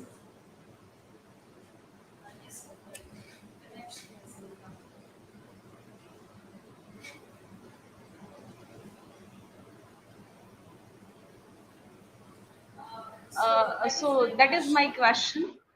Out of the curiosity,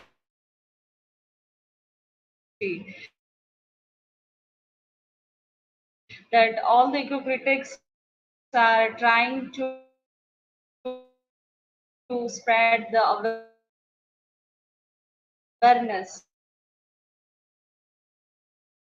but will they be enough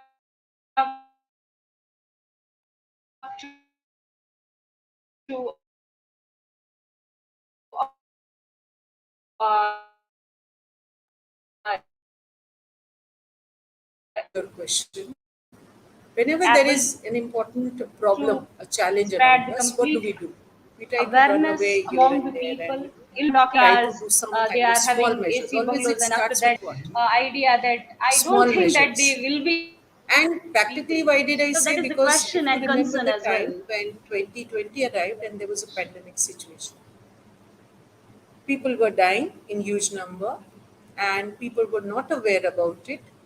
Slowly, gradually, there were different steps taken, different measures for making people aware that you have to not run, you have to be aware and then might be you can protect yourself. Now, this is the same thing that I feel personally is what eco criticism is trying to do. It is a huge outburst of population around in the world. Definitely a single literature will fall short, but at least it is taking a small measure to train our minds, to awaken our minds. Like we came out of the pandemic situation by getting aware. If awareness can bring this change, where today also it is hitting around, there are cases it has not stopped, but people are not threatened by it. But here it is an alarming issue. The nature might be threatened. So we cannot casually be just aware. Eco-criticism tries to talk about, measures, actions, or what we can do also. And that is what eco-critics come into the picture. They contribute. They're contributing different works. And if we read it, might be we share it in the family, more young generation come to know about it. And that is what it can change, because what we read is a mindset, and mindset can change things. That utopian society we want to be able to get. We can make measures to do rather than just sit idle. Right? I hope I could answer your question.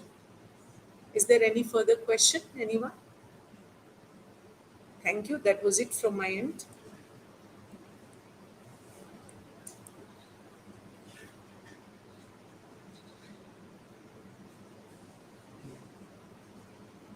By the time the next student gets ready, sit for the answer. Yes, you can sit there. Another one can come and be ready that by that time I can. This one article also we need to refer. This by Sherry Ortner.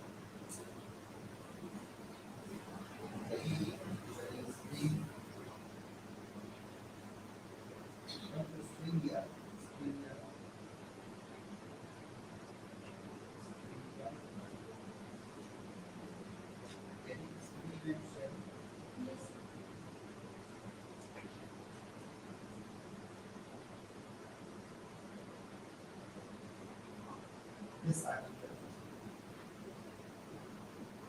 Here I think you are studying land connection. You will understand land or see that one gets disconnected, so you are not getting English. Under Smita there are lots of cables. And they are getting disconnected from there. So Wi-Fi is not working, the land is not working properly. So see the lights are they were off, the lights are also off. We don't have any technical person, we have to do everything. So we should know from where the light is coming and what is the problem, power supply and everything. We don't have any technical assistant who will come and do the thing. It is all single-handedly that we have to carry on. Nothing that carries is working properly, that is. If we leave it, then we get that light will get off, then it will not work. It's working. Then you will get this. So you should identify what is the problem also. Then you work on this or this. At least those who are the students of department, they should be able to think that what may be the problem when you connect.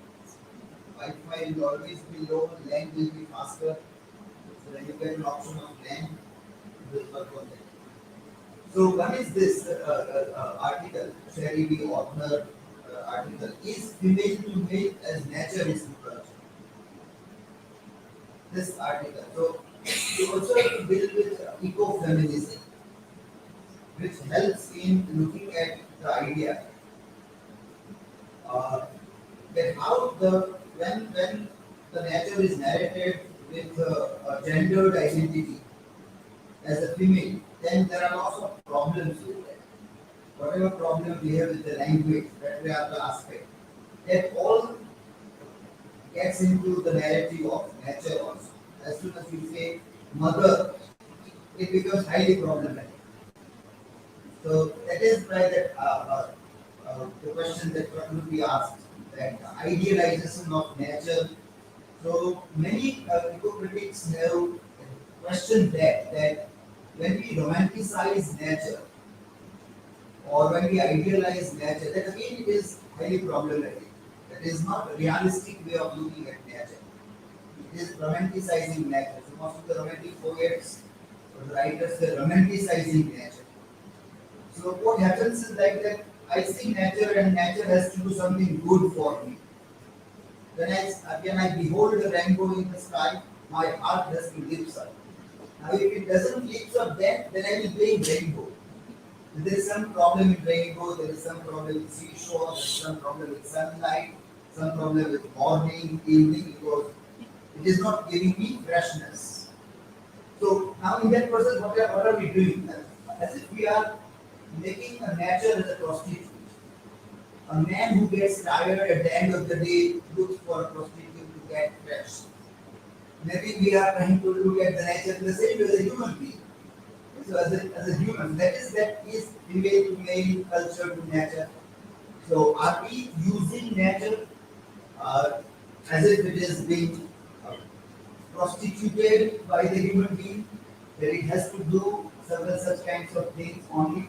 Are we idealizing too much of nature, romanticizing it? So those concern becomes very interesting because nature will be indifferent to human being. It is all our reading only. It is our reading that is mother or this. That is our way of looking at the thing. And when nature will fail to do that, then we'll be angry on nature. We will be, so, or what we will do is like,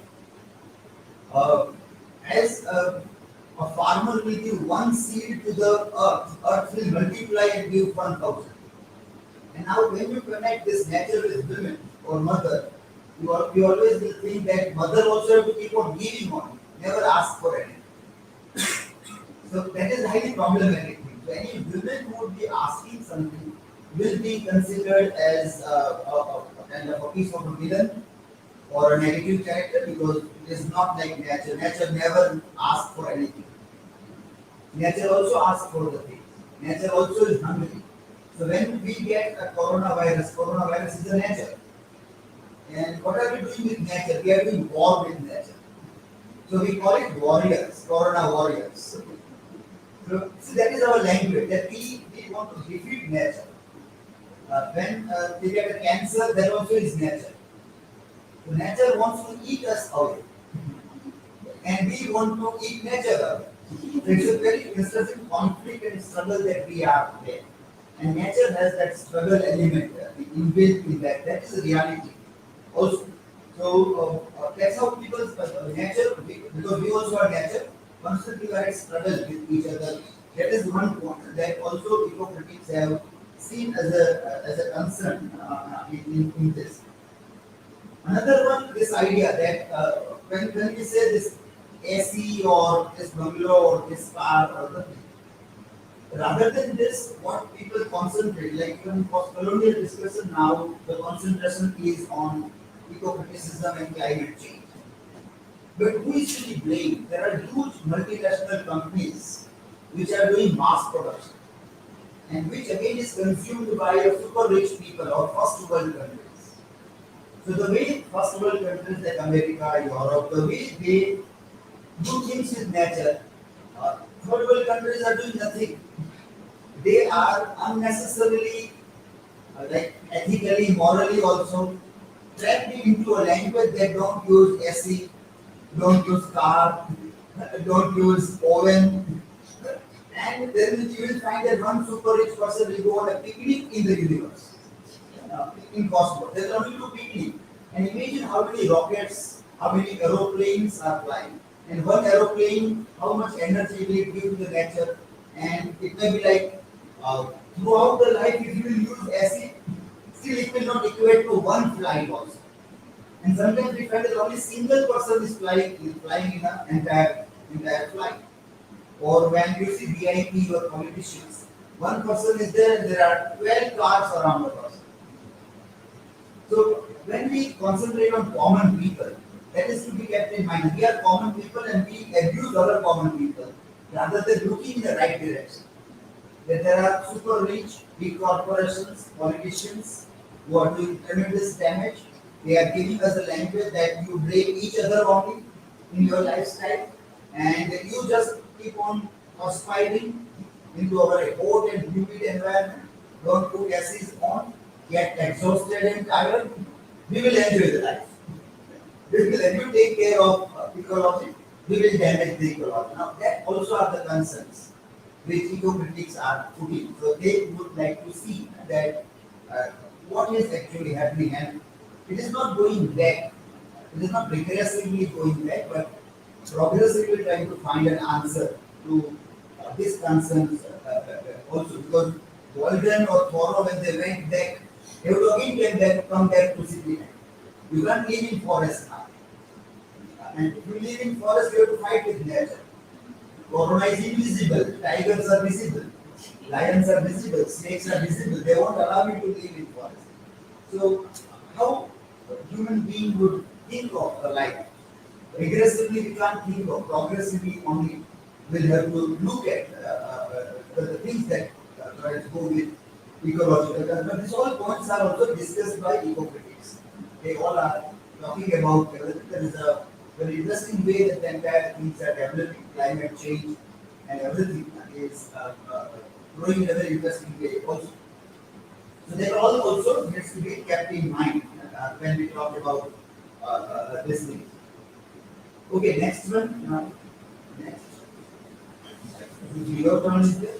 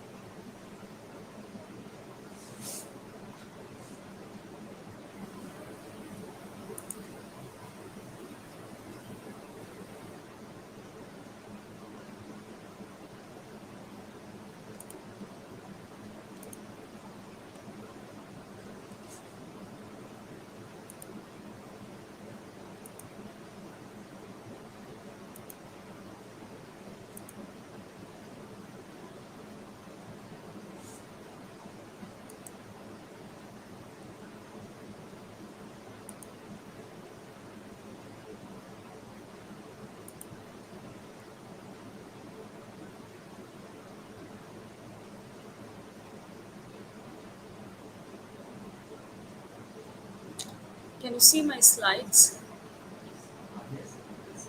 Okay. So, very good evening to all of you. Myself, Surbhi Goswami, and today I'm going to present the presentation. And the topic of my presentation is Globalization as a Neo-Colonialism. Now, first of all, we should know that what is globalization. Now, globalization is a very wide term, and to define that, that's very necessary for this presentation. Now, globalization is the process in which more and more people become connected across the larger distances in different ways. And globalization is the integration of different economies and different societies. And it is also the intermingling of different cultures. Now, in the words, the globalization is the process in which there is the distribution of different resources, which is that is tangible or intangible, across the larger distances, or we can say across the geographical boundaries. It means that you are having those sources very easily. And when we are talking about the globalization, at the time, globalization is making a kind of global village in which all the people are living. So it is having a kind of the idea that is the homogenization, or we should have the homogenized country and homogenized society. That is what the main concern of globalization. Now, when it was first used, now it was used in the sense of economics only. But slowly and steadily, we come to know that globalization is not only having the concern with economy, but society and culture all gets affected by the globalization. Now, when globalization came, it came with the high standards of living and promises of equality to each and every person. But it is not so. It is drastically affecting all the people, and it is also widening the gap between poor and the rich.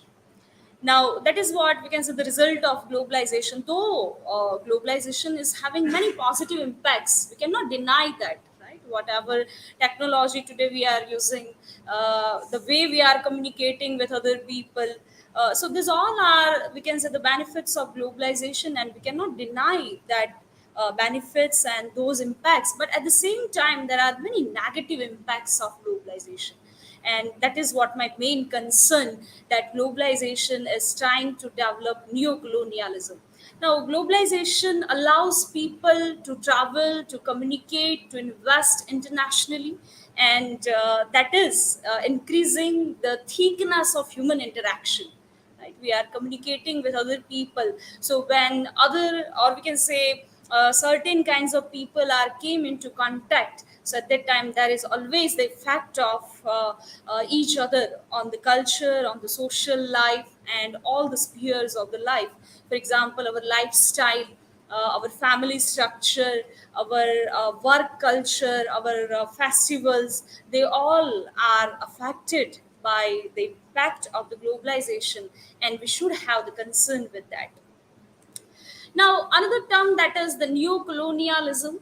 Now, that is the term that is colonization, and the colonization is substituted by the new term that is neo-colonialism. Now, as you know that we all were colonized. Say, for example, when we are talking about the South Asian countries, at the time they were colonized by the European people.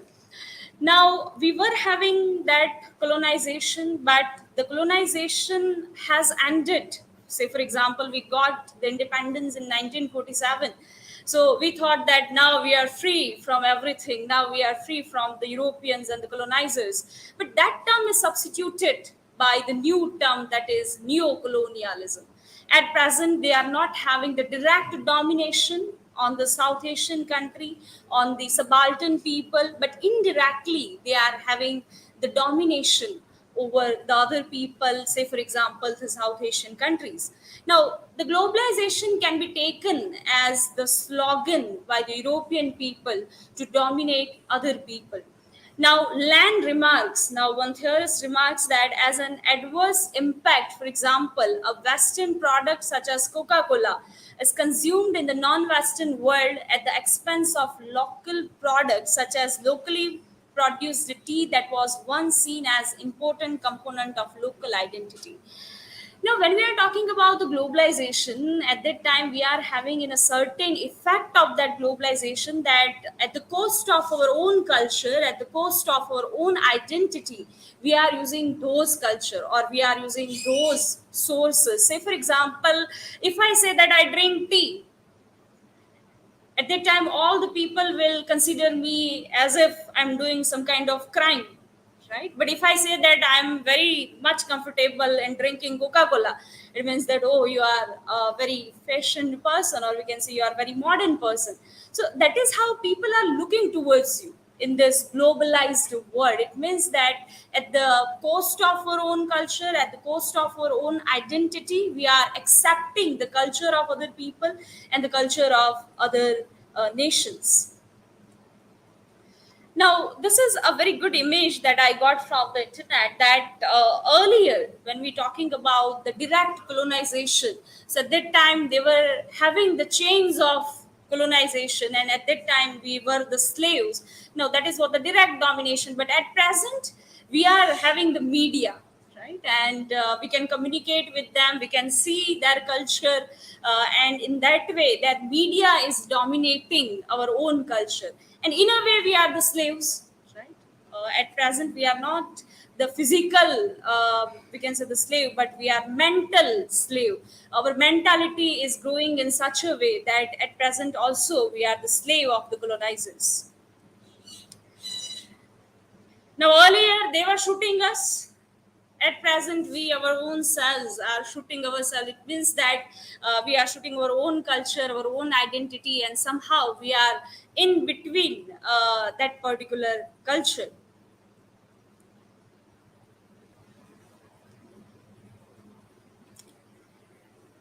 Now, here you can see that multinational companies, financial and corporation companies are the means of neo-colonialism. Now, when we are talking about the multinational companies, at that time, they are the main means of colonialism to the third world countries, South Asian countries, and they are developing their branches in third world countries. Say, for example, when we are talking about the multinational companies, so they are sucking the blood of the people of the third world countries, and they are working day by day, but then also they are not getting any proper position, or they are not identified as the proper people. So that is how they are also colonizing us. For example, if we are talking about cottage industry, right, our home industry, at that time the products of our cottage industry, they are in a question, that we can say that they are not having a proper place, and the whatever products we are having, that is not sell properly in our country. Now, Brenna insists that development in technology, transportation, and financial corporate restructuring working in concept, uh, concerned with underlying ideology that is basically Americans. Now, we are in the influence of Americanization in such a way that at present all the people are very much attracted towards the American culture.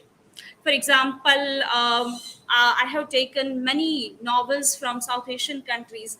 Now, all the people, those are the characters in the novel, they are having the American dreams in their mind. Right, and when they are going somewhere, when they are going to another country, at that time they are having that image of America in their mind, but they don't know the reality of the America. So they are facing the question, they are facing the problems of multiculturalism. It means that they are not accepted by those people. They are having their own way of accepting the people. That's why somehow, just because of their language, just because of their appearance, and just because of their culture, they are not accepted by those people.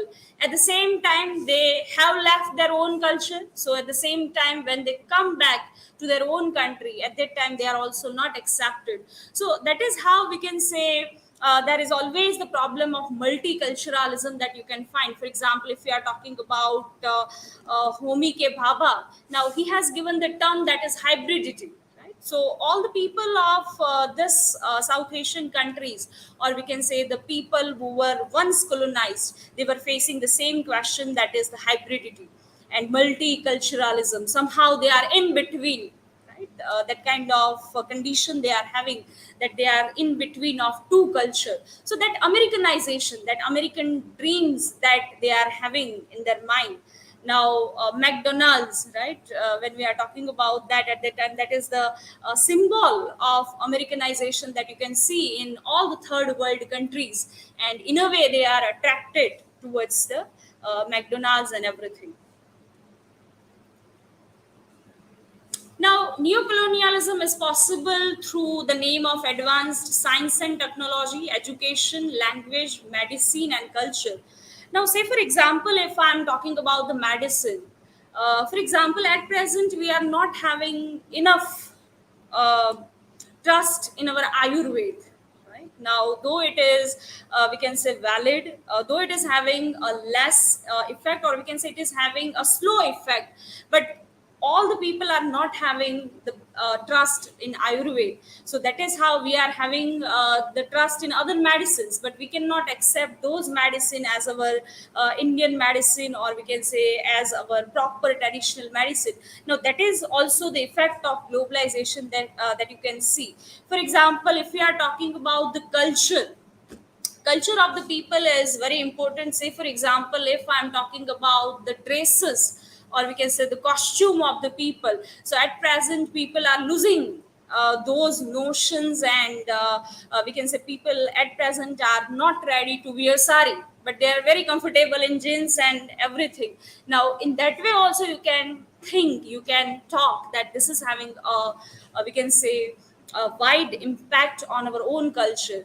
Now, that is also one concern that you can see. Now, another is the language. Say, for example, if we are talking about English language, now English language is the global language, but we are using English language, that is good, we are communicating with that, but at the expense, or we can say at the cost of our own culture. Say, for example, we don't know Sanskrit, or we don't know Gujarati properly, and we are trying to learn English. Right now, that is the cost of our own culture, our own language that we are doing, and that is more problematic. Now, Gugiwa Thiongo, he argues that we have argued the case for abolition of the present Department of English in the college and the establishment of Department of African Literature and Languages. Now, Gugiwa Thiongo, he argued that we questioned, we resist in such a way. Now, those are the African people, and they resist in such a way that we said that we don't want English departments or English language departments, but we have African language department. Now, that is their way of resisting towards the neo-colonialism of certain languages. Now, destroying pre-existent culture, destroying local self-determination, these are some of the impact that you can see. Imperialism of McDonald's and Hollywood and CNN. Martin Call has rightly put that globalization is what we in the third world have for several centuries called colonization, and the fate of local culture in their struggle against the global consumer culture. Cultural globalization is set by injecting. Now, that particular sentence is very important, that cultural globalization is set by injecting the cultural flows of McDonald's norms and values into the nerves of the victimized nation. Right? Very, we can say easily we are accepting those culture.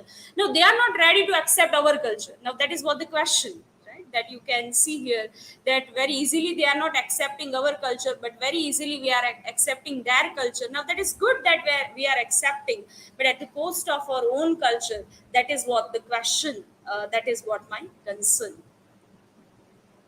Now, some of the critics and the quotation from those critics I have taken here, and that is also supporting my argument that we are living in the age of neo-colonialism, and that neo-colonialism is very dangerous for third world countries' people. Say, for example, Tomlinson has put that the impact of globalization in the cultural sphere has most generally been viewed in pessimistic light. Typically, it has been associated with the destruction of cultural identities, victims of the accelerating encroachment of a homogenized, westernized consumer culture. This view stands to interpret globalization as seamless extension of indeed as euphemism for Western cultural imperialism. Another critic is Katie Smith, and she has argued that Spivak argues that popular conception of globalization as the financialization and computerization of the globe leads to a vicious system of exploitation. So we are living in this world when we can say that we are living in the age of globalization, but in a way that is the age of exploitation that you can see. Now, that is not the direct exploitation, but indirect exploitation by the European country that you can see in this context. D. Ray Hazy, he has put that on the negative side, as cultures are propagated and advanced, share and mix with one another, and are exposed to one another in our fast moving world of media and transportation. They are vulnerable in a ways they may influence each other and become modified from their original and authentic form. When dominant cultures overtake and absorb marginal culture in any part of the world, the danger of losing cultural integrity on the part of each culture is evident. Now, when we communicate with other people, or when we came into contact with other people at that time, there is always a danger to lose our own culture and to accept those culture as a wide impact over us. Now, that is the always a concern, that is always the problem that we are having. Say, for example, when we are talking about our family structure, Now, earlier we were living in joint family. At present, nuclear family that is getting, we can say, the wider space in the society. So that is also one way of thinking. Another is the food habit of the people.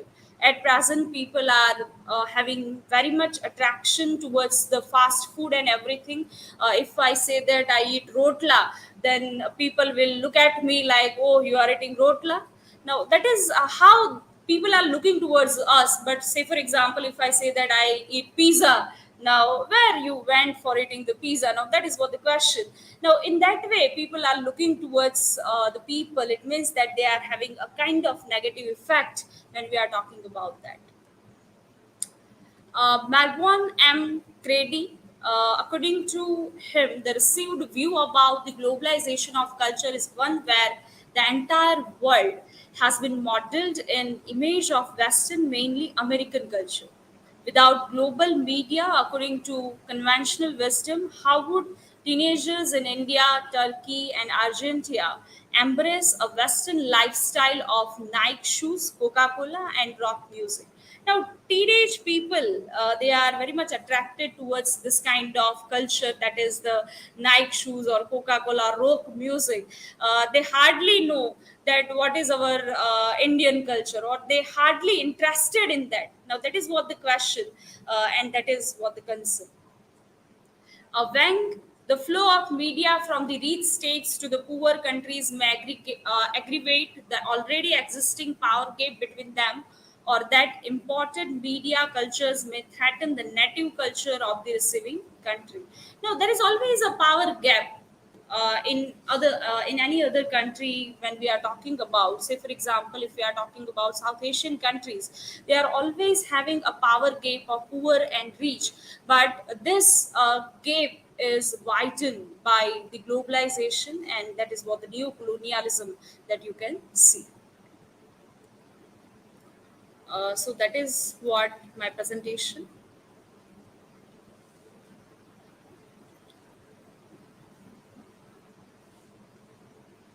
Thank you. Now please ask questions.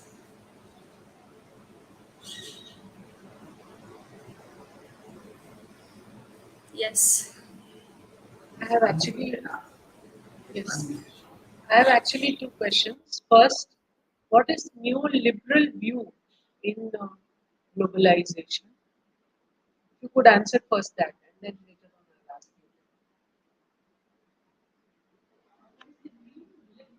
you. Neoliberal.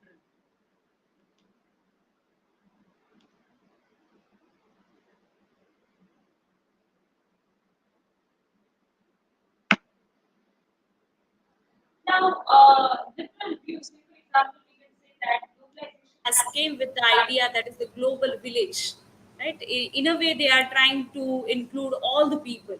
In a way, they are trying to have a society which is homogenized society. So in that way, they are trying to include all the people. Say, for example, if I want to invest internationally, then they allow me to invest, right? So that is what the liberal view that they are accepting.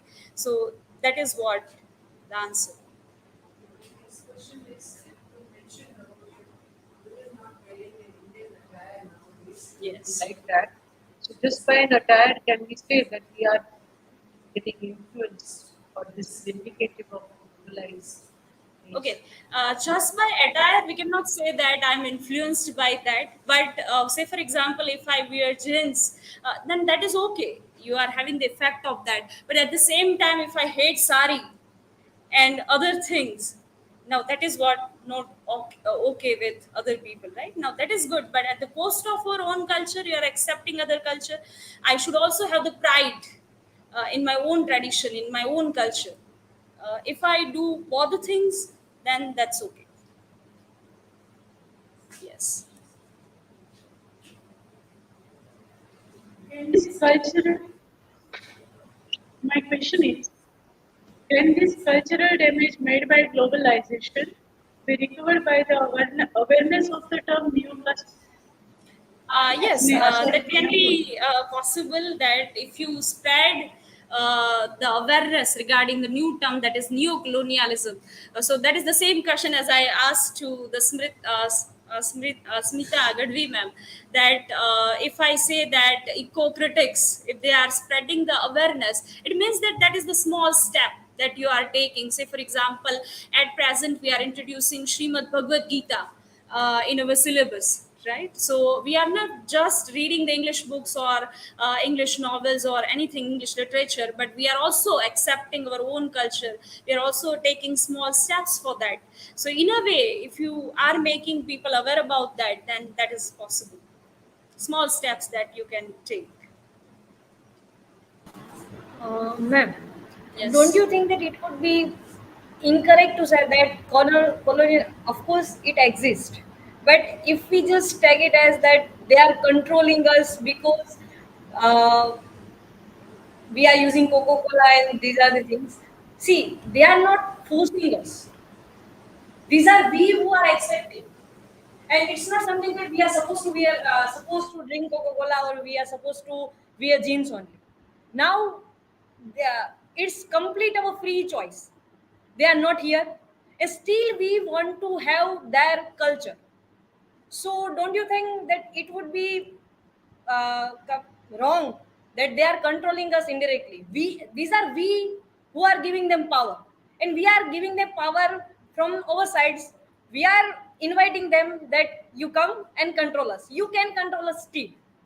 So, from this point, what I think is these are not they who are controlling us, but we want them us to control.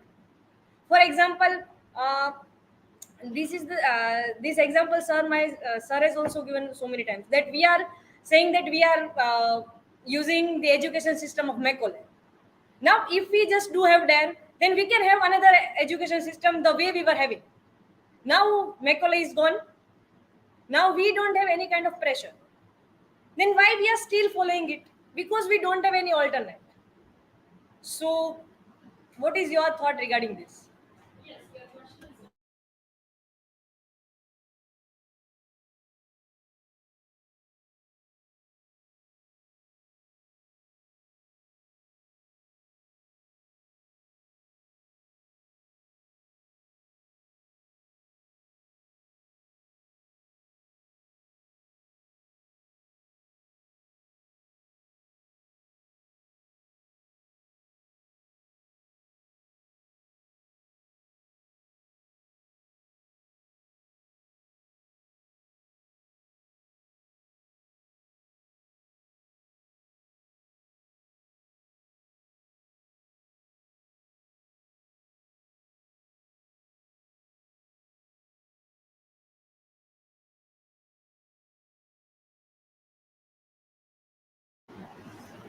Okay. One more thing. For example, in when it comes to Indian poetics and when it comes to Aristotle's poetics, so we when we go, of course, when it comes to spiritual knowledge, India has the quite distinct spiritual concept. But for example, when it comes to criticism, and if we focus on our Sanskrit, then we don't have critical approaches at all. Or even if we do have, at least we can use the word 80% of that approaches goes in a favor only. For example, they favors previous critic and they built on their viewpoints on that, but they are not breaking that point or they are not giving quite different angle at all. So that is the reason that we are in a need also that we are supposed to go there. If we just want to enhance our knowledge, if we just want to have a new perspective, then if we don't have, then we are supposed to go. So at that time we cannot say that we are gaining their knowledge at the cost of our. If we are in a kind of situation that for example, in this thing we can, for example, for many scientists also we say that they are studying over here, or many businessmen also they are studying here and they are working there and they are working for others country, so they don't have that kind of nation love for the nation, but they are not getting exactly in our country which they are supposed to have. and that is the reason that they are going there. So and on this point, when we use the word, they are working for others, for they are working for other countries at the cost of there, but they are not getting also. Yes, you are right that.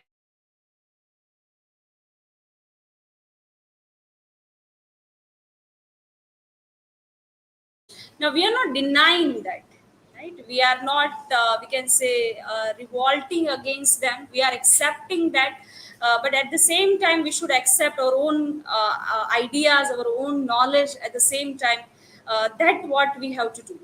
For example, when we are talking about the positive impacts of globalization, I cannot say that they are not having at all any kind of positive impacts, but at the same time, the negative impacts that I also should concern, or also should keep in mind. One more thing. For example, our culture, which is used to say Vasudeva Kutumbakam. Yes. So it already accepts the entire earth as one family only. So on that basis, how we are differentiating this? Yes, that is accepted as Vasudev Kutumbakam, right? That is the basic concept of our India as well. But it means that we are not neglecting other people. But when we are talking about the other, for example, other people, now when we are talking about Vasudev Kutumbakam, it means that I'm considering all the people as the same people. I'm trying to have the idea that all the people are human beings only, but they are having the concept in their mind that they are the we can say the slave people, and they are trying to have that kind of mentality, and in that way they are working. That's why we are different from them, right? So that is what the answer. Thank you, ma'am. So this question is there that you can ask.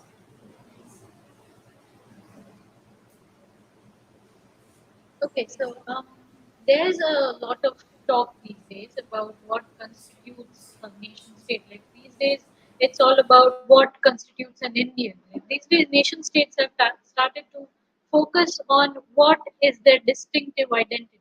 So in India, we will we are certainly moving towards Khadi. We are certainly so much into what our scriptures are saying. What is one general religion which is identified as Indian?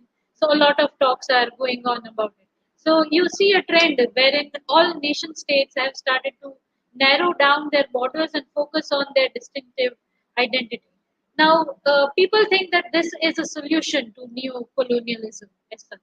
But do you think is it really effective, or is it actually just a regressive step towards something which is not focusing on global human identity, rather is focusing on a nation state identity kind of a scenario. Now, that's a good observation that Yeah. you have made. Right.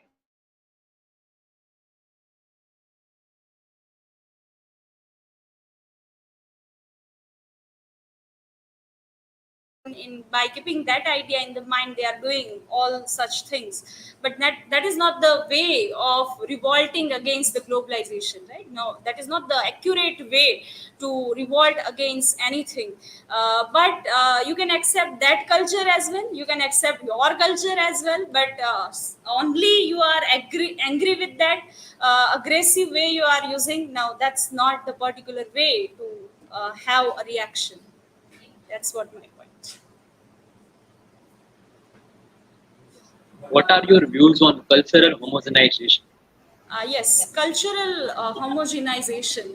Now they are having the idea that the concept of time is ceased, and the space is become the global village, or we can say the space is narrowed down, and just because of that all the people are connected. Now homogenization, they are having this great idea, right? So we are drawn with that idea that all the culture will be homogenized, all the people will be homogenized, and we will have a complete homogenized society. But at the core, or we can say the core idea of them is to spread neo-colonialism, and in a way they are trying to colonize us. So that is what the bad idea. Is there any other question? Okay, thank you so much.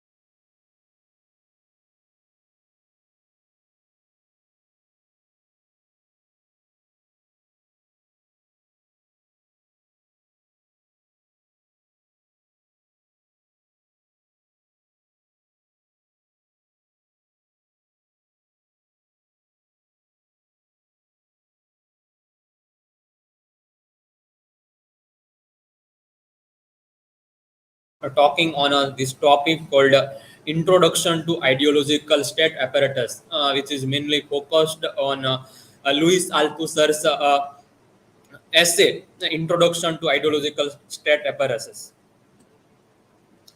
So the first question comes in our mind is that ideology and ideological state apparatus. So what is ideology?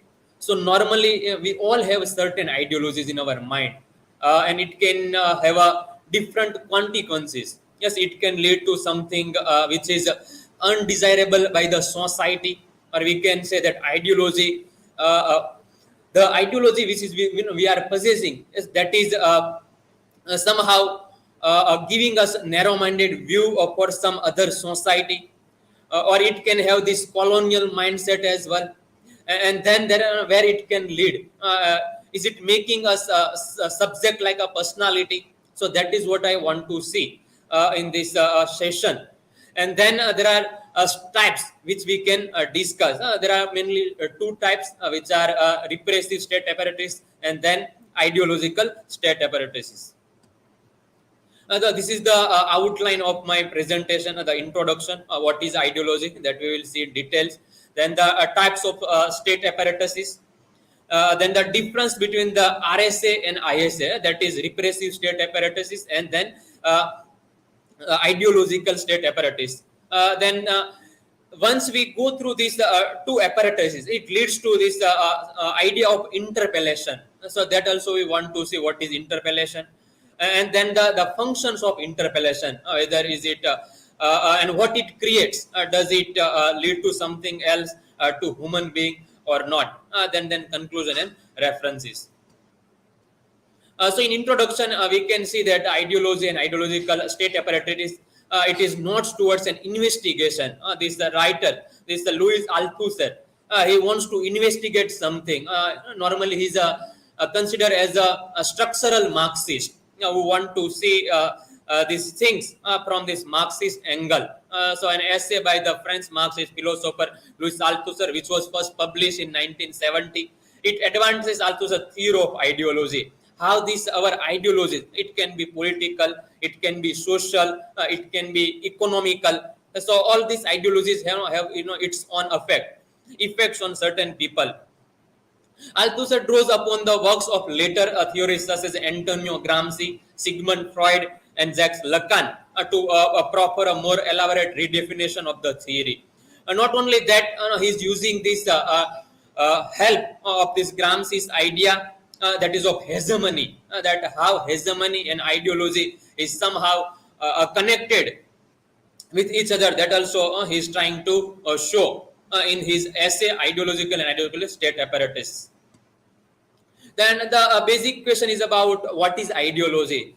So if we go according to this definition, so an ideology is a set of beliefs or philosophies attributed to a person or group of persons, especially as held for reasons that are not purely epistemic, in which practical elements are as prominent as theoretical ones.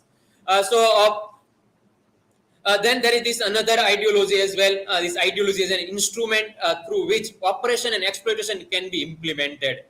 So if we go through this second definition, so we can come to know that this ideology is somehow works as an instrument to oppress somebody rather, and also it defines that what is our position, where we are standing as a person. So if Althusser gives an example, like if there is some question, if police asks somebody or calls somebody on a street, then he can call like, hey, police calls a random person.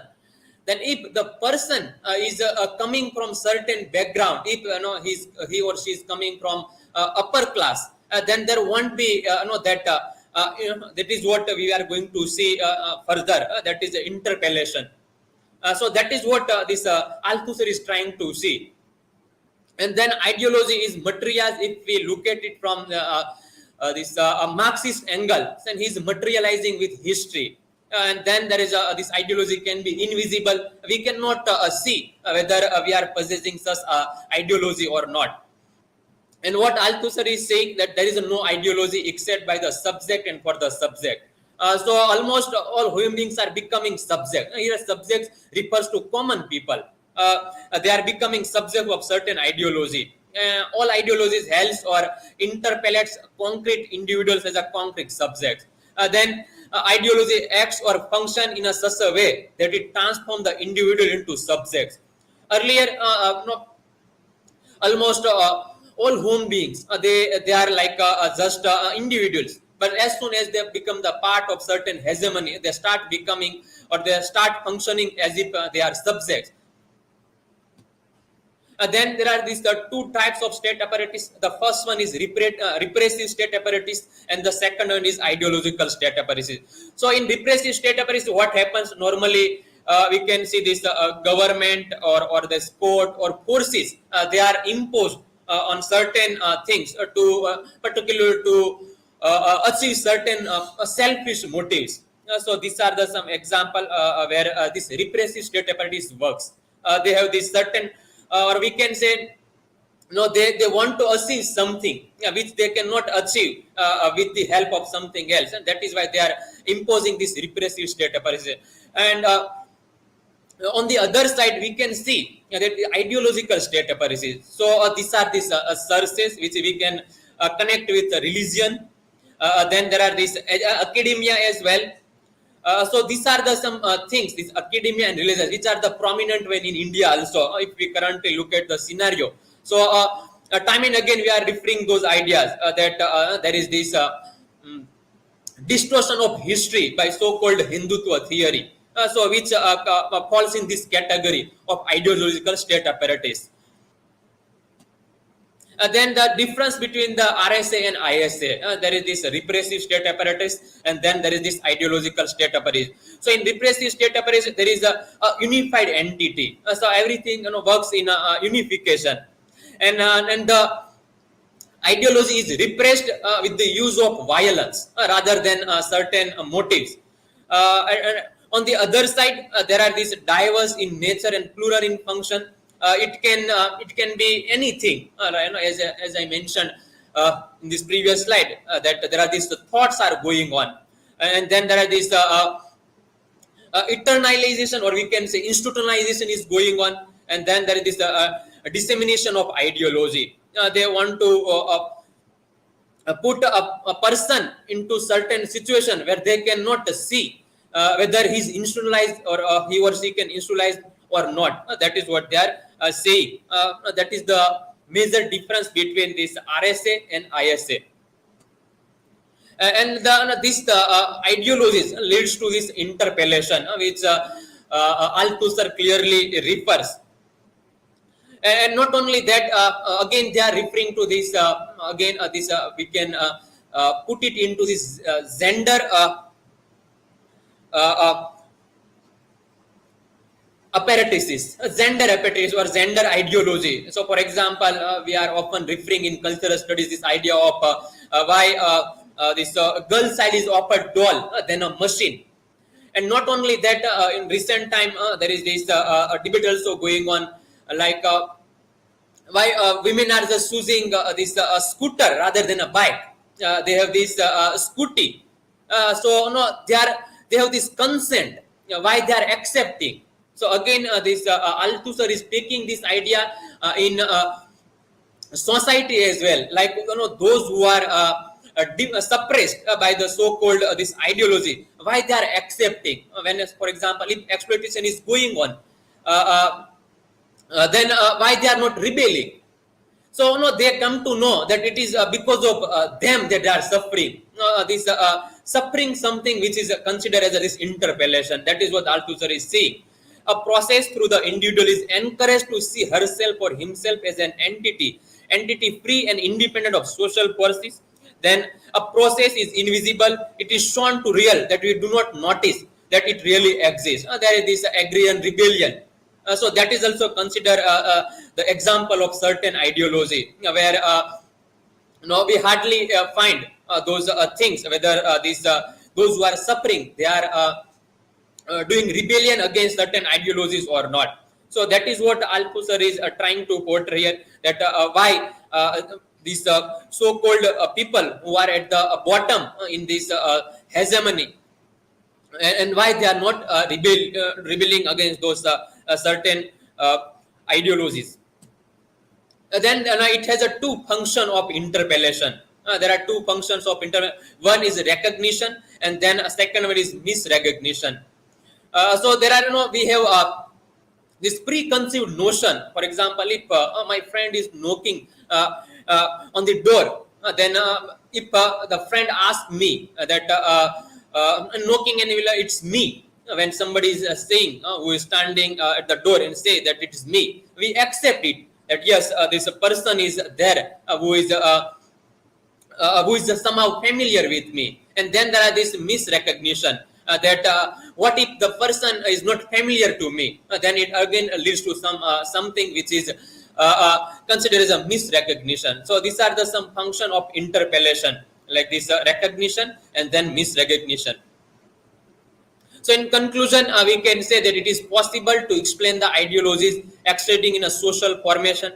Not only is it from this starting point that is possible to explain the realization of the ruling ideology in the ISS and of the forms of class struggle for which the ISS are the seat and the stake. But it is also and above all from this starting point that it is possible to understand the provenance of the ideologies which are realized in the ISS and confront one another here. The form in which the ideology of the ruled class must necessarily be measured and confronted. Ideologies are not born in the ISS, but from the social classes at grips in the class struggle, from their condition of existence, their practices, their experiences of the struggle.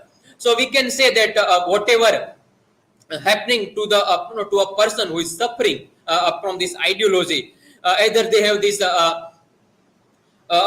what do we call a role of upper class society, and then there are these those who are living in this lower area of society, and then they have this different struggle. Normally what happens, those who are living in this bottom zone of the society, they start imitating those ideologies, even if no, they are not openly saying that you have to follow certain ideologies. It happens automatically, or rather we can say those living, they are institutionalizing these ideologies. Okay, these are the references which I have taken. Okay, so thank you. You are free to ask questions. Yes. I have one question. Initially, you have mentioned two words, hegemony and Yes, sir. ideology. So I want to I know have one question. Initially, you have mentioned two words, hegemony and ideology. So I want to know, you distinguish some contrasts and similarities between these two terms? So ideologies, as per my knowledge, again, there is this slight difference between hegemony and ideology. Hegemony comes with the idea of this Antonio Gramsci, who is using this phrase, and then there is this ideology. So ideology is normally used by Karl Marx, and before that, I just forgot the name, but he's also, I think, a French philosopher come. Mm, Aristocrat who is using this word ideology. So ideology can be if we have to put some criteria, and then so we can say this hegemony and then ideology both have some same structure. But when it comes to apply, this hegemony can be considered something which is a part of this ideology.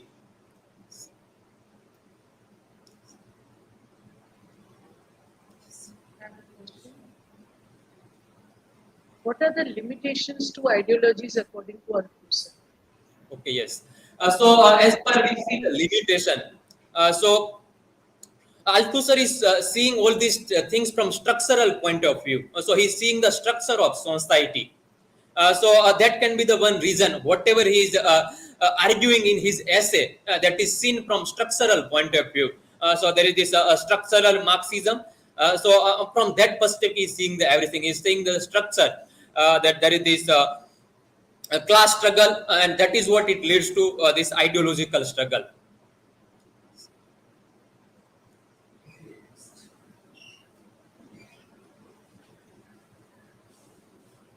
Yes, thank you.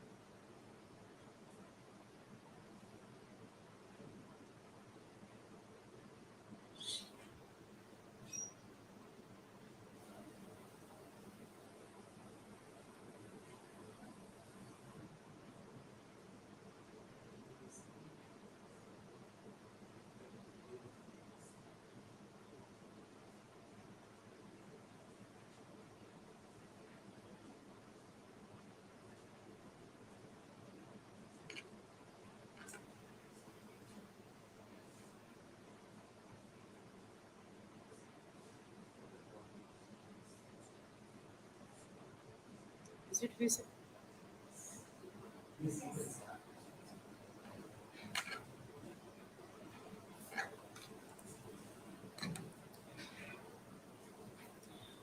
Good evening, everyone. Myself, Vrutti Dabhi. I am presenting on From Discourse to Political Discourse, an overview. That is my topic.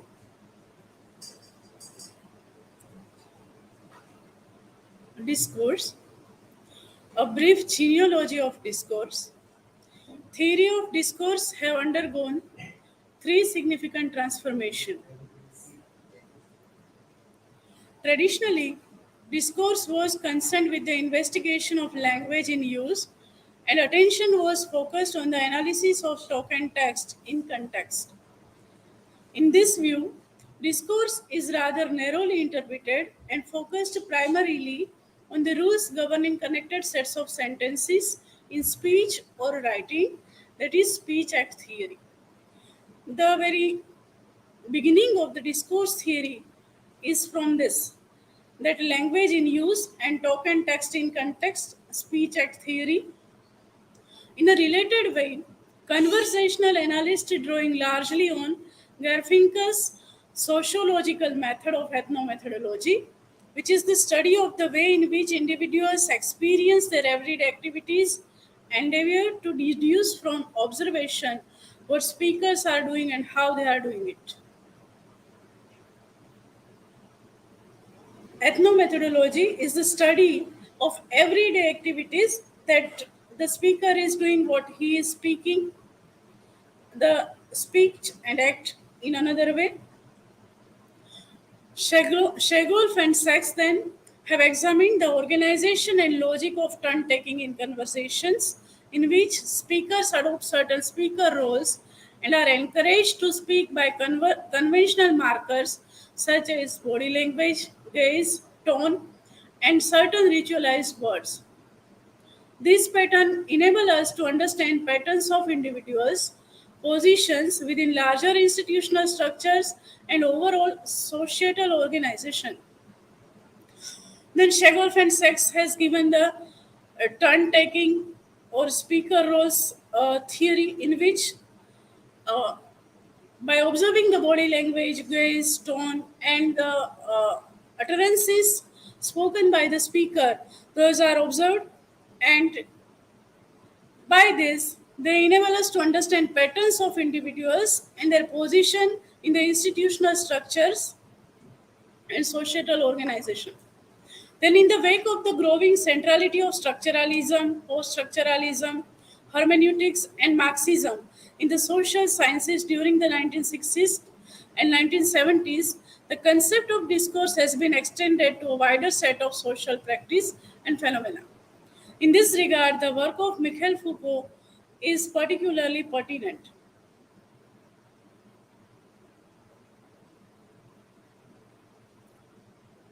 Foucault has given two important approaches to deal with discourse. Archaeology, it describes rules of formation that structures discourse. And genealogy, it examines historical emergence of discursive formations with a view to exploring possibilities that are excluded by the exercise of power and systems of domination.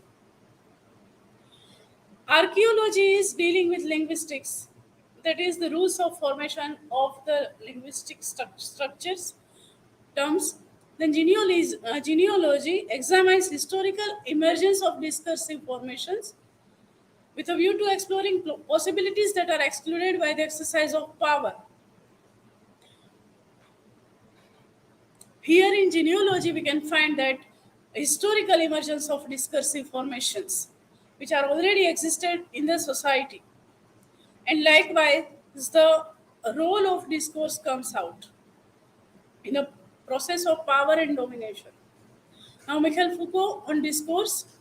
For Foucault, discourse is a group of statements which provides a language for talking about, a way of representing the knowledge about a particular topic at a particular historical moment.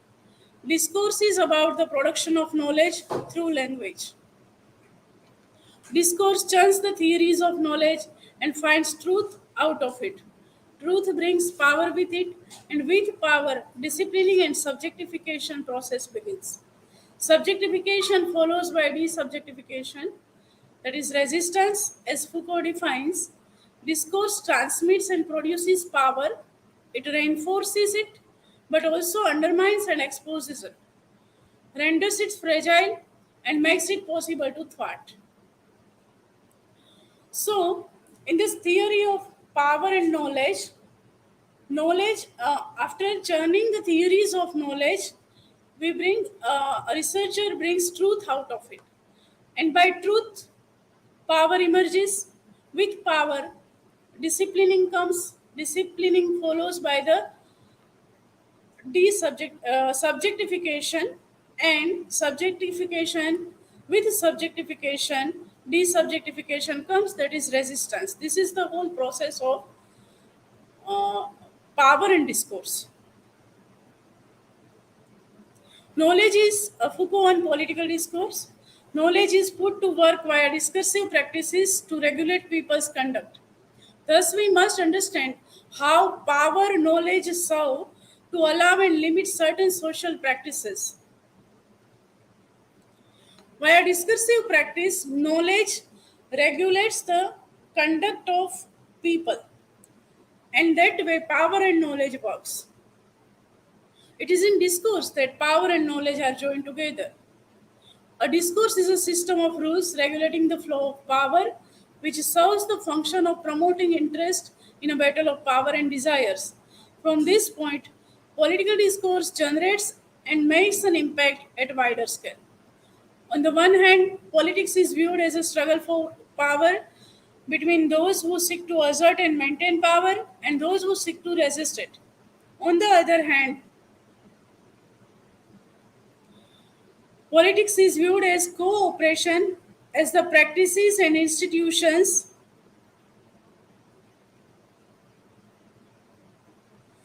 that a society has for resolving clashes of interest.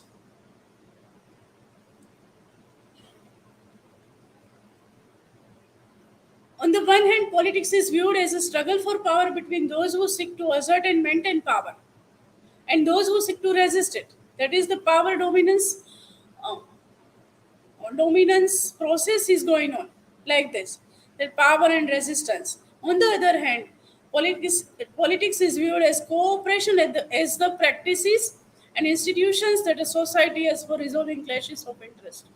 This is the other stance is a very positive one.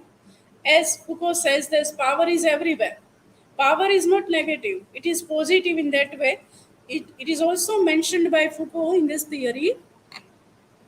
This entails exploring the way in which the objects, concepts, and strategies of political activity are discursively constructed and then articulated with specific forms of political behavior, struggles, conflicts, decisions, and tactics. The aim of his archaeology of political knowledge is to show whether the political behavior of a society, a group, or a class is not noticeably involved with a particular describable discursive practices.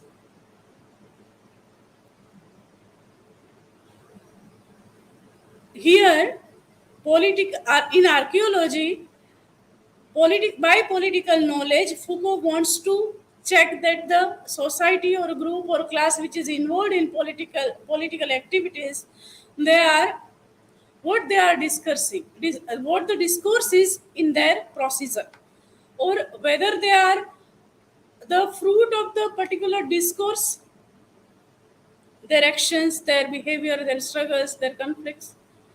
Foucault then suggests that his archaeological approach would try to explain the formation of a discursive practice and a body of revolutionary knowledge that are expressed in behavior and strategies, which give rise to theory of society and which operates the interference and mutual transformation of that behavior and those strategies. Political discourse. Political discourse is concerned with the social system of rules where power leads and counter power arouses its hands in the reaction of power positioning. The base of the political discourse centers around power, status, domination, suppression, oppression, activism, resistance, rights, and fights for the rights. Political discourse is a language of power production and power constitution and power transmission by its channel of execution of power of oppression and resistance or counterpower. According to Foucault, power dominance results in subjectification and desubjectification. Again, that is power dominance and power resistance, resistance for the dominance, that is subjectification and desubjectification. Now, domain of political discourse: societal domain, politics, political system and political values, that is democracy, political ideology, group and party ideology, political institutions, parliament,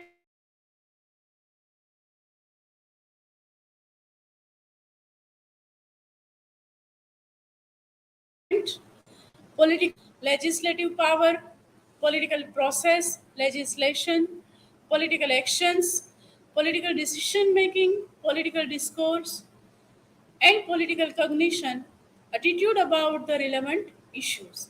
These are the domains where political discourse is located. References.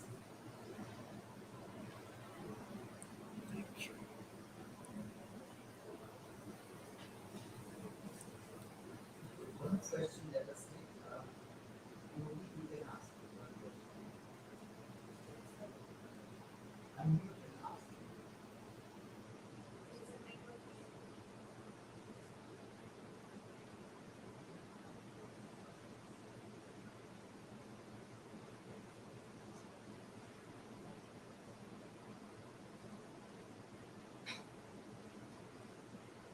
Okay, you can ask.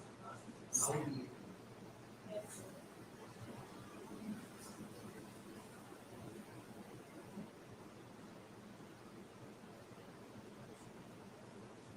Okay, you have mentioned two terms, subjectification and desubjectification. So I want to know what do you mean by these two terms? By these two terms, Michael Foucault means that subjectification is a power dominance, and desubjectification, that is the resistance for that power which is oppressing in the society. This is the two strata. One is the mainstream and the another is the marginalized. This also is good question. Smita, Gadhvi, you can ask.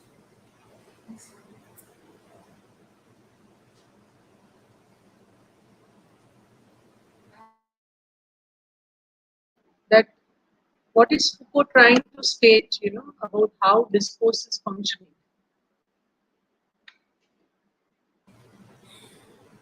Foucault is a little bit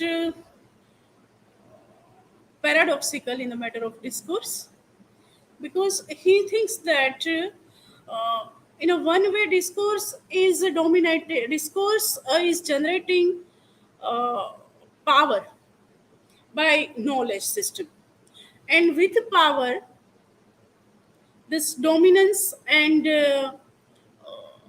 oppression and this classy operation and all these things happens in the society.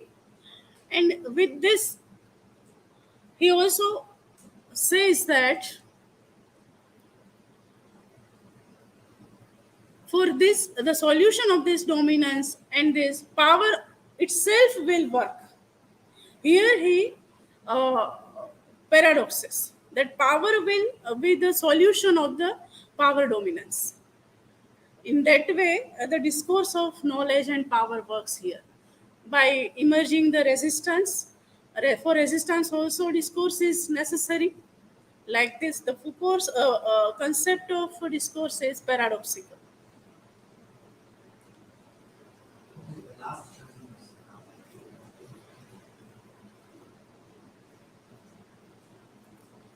One question by Pallavi, so you can ask. I answered in the comment. Ruchi, give the answer in the comment. One question there.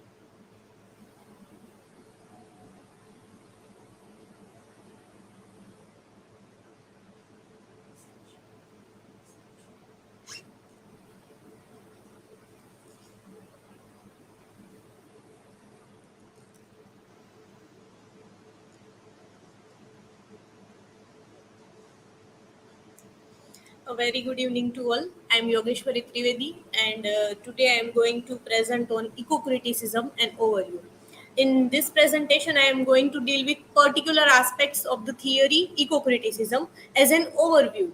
I am going to deal with how this theory has emerged, what kind of types eco-criticism has, how many waves eco-criticism as a theory has gone through, and so on. So let's start with how the environmental literary studies work. Before we come to know about what is eco-criticism as a theory, it is necessary to know the background, that how this literary theory or how this literary study came into existence. So it is mentioned that initially in the mid 80s of 20th century, as scholars began to undertake collaborative projects, the field of environmental literary studies was planted, and in the early 90s it grew. Cheryl Glotfelty, in her one of the foundational work, which is on eco-criticism, has mentioned this thing that before mid 80s, there were so many scholars who were working on these eco-critical concerns, who were working on these eco-critical kind of things, but they were not citing each other's references. That is why this theory was not emerging. But during mid 80s of 20th century, all the scholars started to work collaboratively on this particular theory, and that is why this theory grew in the early 90s. In 1985, Frederick Owen edited Teaching Environmental Literature, Materials, Methods and Resources, which included course description from 19 different scholars and sought to foster a greater presence of environmental concerns in literary disciplines. Some universities began to include literature course in their environmental studies curricula. In 1989, Alicia founded the American Nature Writing Newsletter, whose sole purpose was to publish brief essays, book reviews, classroom notes, and information which is pertaining to the study of writing on nature and environmental particularly. In 1990, University of Nevada, Reno created the first academic position in literature and environment. In 1992, the annual meeting of Western Literature Associated, which is known as WLA, Association for the Study of Literature and Environment, was formed, where Scott Slovic elected the first president. This association's main mission was, or main motto was, to promote the exchange of ideas and information pertaining to literature that considers the relationship between human beings and the natural world. It is quoted by Glotfelty in the Eco-Criticism Reader. By 1993, ecological literary study has emerged as a recognizable critical school. After all these effects given to this theory, 1993, at last this theory has emerged as a critical thinking or as a critical theory. The origin of eco-criticism as a critical approach thus predates its recent consolidation by more than 20 years. Now, what the term eco-criticism means. Before we go through the term, or before we go through the roots of this term, there are two terms, eco-criticism and green cultural studies. As Smita ma'am has explained very well, that eco-criticism came into existence in America, that is USA, United States of America, while in the parallel universe, the green cultural studies is going to in England. So in England, the literature which is focused on environment and the theory which is focused on the relationship between human and environment is known as green cultural studies, while in America it is known as eco-criticism. So from where the term came, the term eco-criticism found its first appearance in William Rooker's work, Literature and Ecology, an Experiment in Eco-Criticism, which is published in 1978.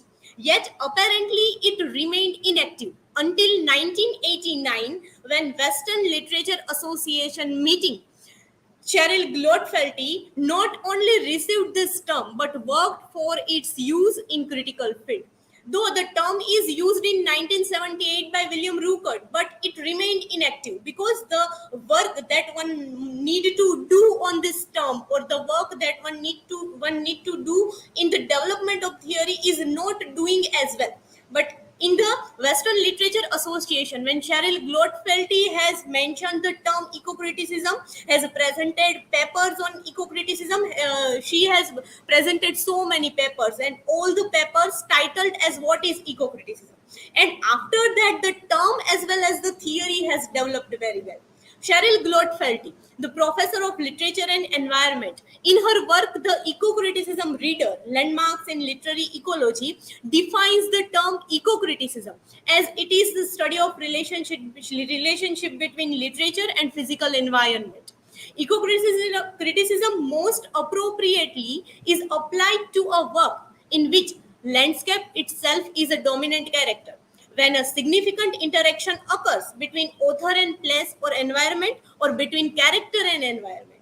This theory regards nature as an autonomous, not the character, not the other things, not other thematical concern, but when the nature is taken as a central place in any literature or any literary work and it is analyzed by this view, then it is considered as a eco-criticism. Next one is when the theory has developed according to some eco-critics like Buell, Glotfelty, Gerald, they have divided this theory into two waves. As we know that feminism have a three waves. Feminism has a three waves. In this way, eco-criticism has two waves. The first wave of eco-criticism that came into existence in 1980s. This wave emphasized on the writing about nature as both field of study as well as meaningful practice. And it maintains the distinction between human and nature, but promoted the nature as a main source and stand up or speak up for the nature. While in the second wave, which happened in 1990s, the first wave is expanded. It has redefined the term environment, and it include both nature and urban areas and challenge the distinction between human and non-human as well as nature and non-nature.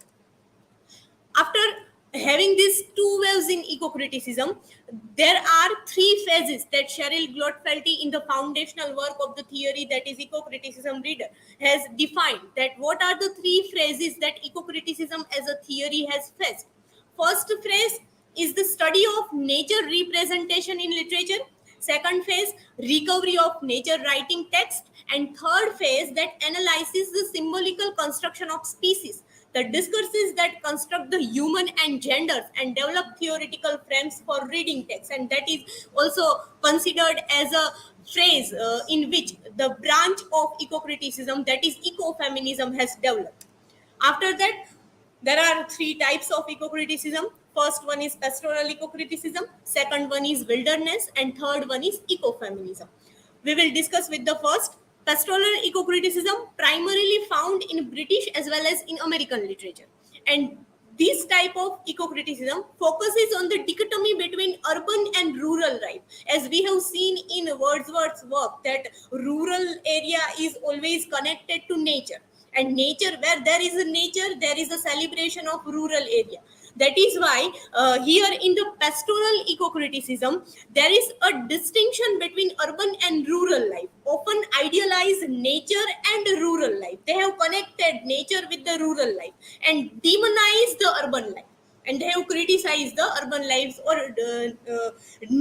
not neglect, but decrease the value of urban life as nature is quite connected to rural life more. Second type is wilderness. It examines the ways in which wilderness is constructed, valued, and engaged with.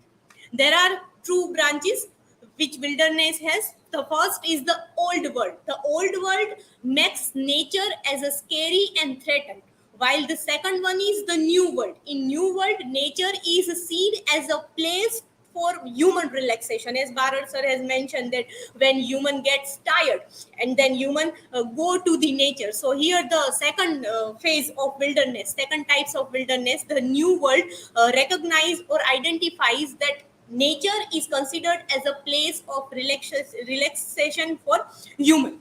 The third type is ecofeminism. Ecofeminism analyzes the connection between domination of women and domination of nature, usually by men. And it draws parallelism between women and nature, which is often seen as a feminine, fertile, and property of men. as Ruchi has mentioned in his presentation, that why women have to always follow the patriarchal society. So the same thing goes with ecofeminism. Here in ecofeminism, the theory represents that how nature and women both are dominated by a man.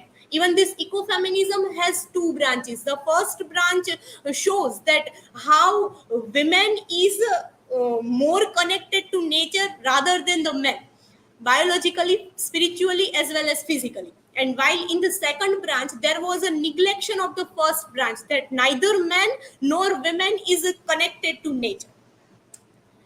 Now, the question arises that if the theory has developed, then what the theorists or what the eco-critics do in order to imply eco-criticism in literature. So, according to Cheryl Glotfelty, eco-critics and theorists initially ask questions like, what roles does the physical setting play in the plot of this novel? Whenever we are analyzing any literature or whenever we analyze any particular prose or particular novel, so what we always try to find that what is the theme of this novel, what are the characterization, how the character is occurred, or what kind of story outline is there. But here Cheryl Glotfelty, who wanted to make nature as a prime aspect or nature as a prominent element, asks that what role does the physical setting play in the plot of this novel. Second question asked by Glotfelty is, are the values expressed in this play consistent with ecological wisdom? First there was a prose section, then Cheryl Glotfelty turned into the play. Third question, how can we characterize nature writing as a genre? In this third question, Glotfelty has considered nature as a particular genre in literature. While I was referring to beginning theory, which is given by Peter Berry, I found that Peter Berry has given some prepositions or some statements then what kind of activities eco-critics should do in order to analyze eco-criticism in literature, whatever form it is in a form of novel, it is in a form of drama, or it is in a form of poetry. But whenever you want to analyze or you have to analyze literature from the eco-critical perspective, then an eco-critics should do what eco-critics should do or what eco-critics do. The first thing is they reread major literary works from an eco-critical perspective with particular attention to representation of natural world. Second is they extend the applicability of range of ecocentric concepts. Whenever a person or whenever an eco-critic is trying to identify the eco-critical aspects or how the work has analyzed or how the work has presented relationship between nature and human being, or how nature is described, exploited, or what kind of natural harms, environmental issues is being discussed in any kind of particular work, then they extend applicability of range of ecocentric concept. Third is they give special canonical emphasis to writers who foreground nature as a major part of their subject matter, like travel memoirs, essays about places, intellectual writing containing visual landscapes in text, etc. Then they turn away from the social constructivism and linguistic determinism of literary theories, and instead they emphasize ecocentric values and claims of the world beyond ourselves.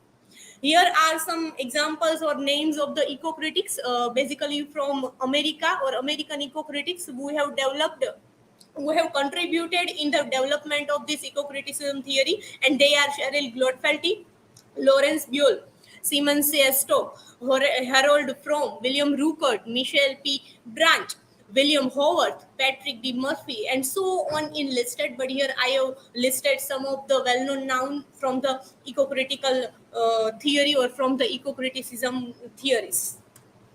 Next, here are some lists which is important eco-critical texts.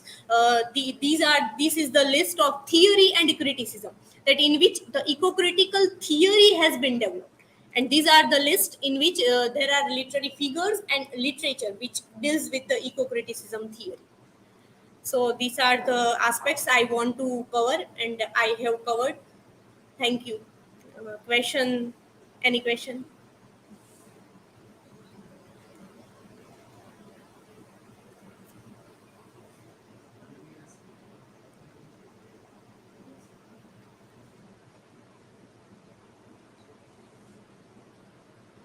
Yes, can you suggest any contemporary literary text or any contemporary critical text which reflects the concerns of eco-criticism? Recently, I have read The Blue-Necked Goat by Indira Goswami, in which there are two aspects, ecofeminism as well as eco-criticism. Even if we turn into Gujarati literature, then Dhruv Bhatt has written so many works, among them Akupar, Tatvamasi. These are the books which represent the eco-critical concerns given by the author.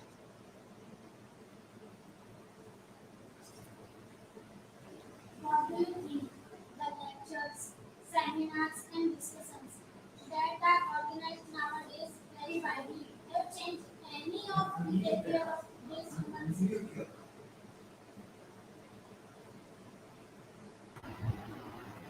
Okay, my question is, what do you think the lectures, seminars, discussions that are organized nowadays very widely have changed any of human beings' behavior today?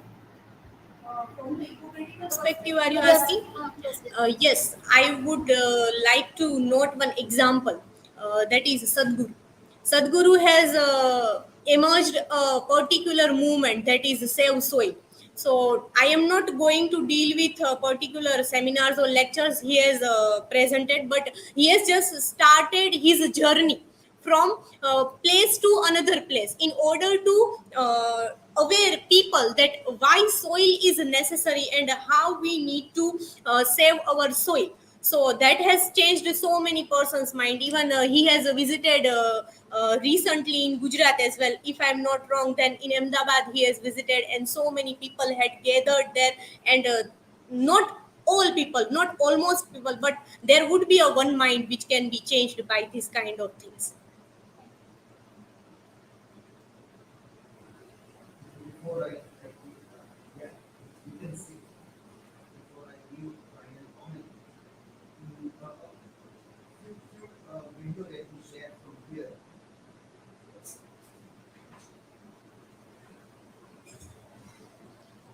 In concern with the last presentation.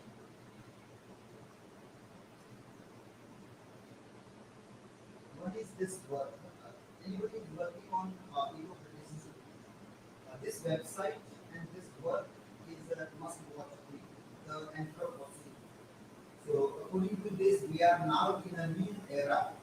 That is an Anthropocene era. That is one of that.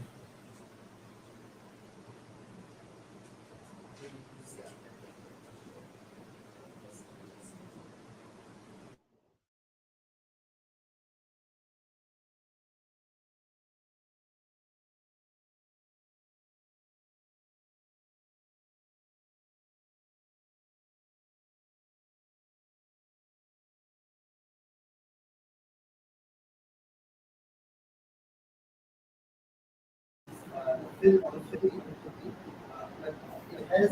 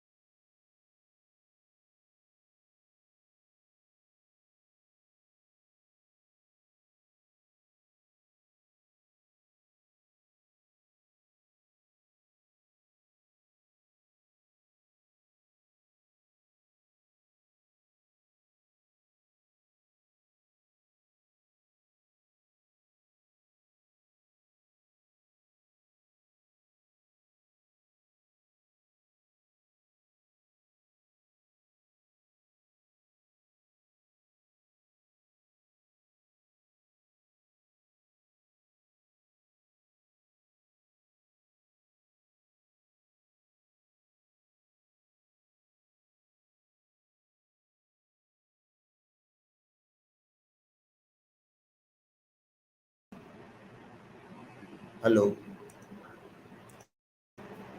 is it audible? Audible. Okay. Huh. Yes, okay.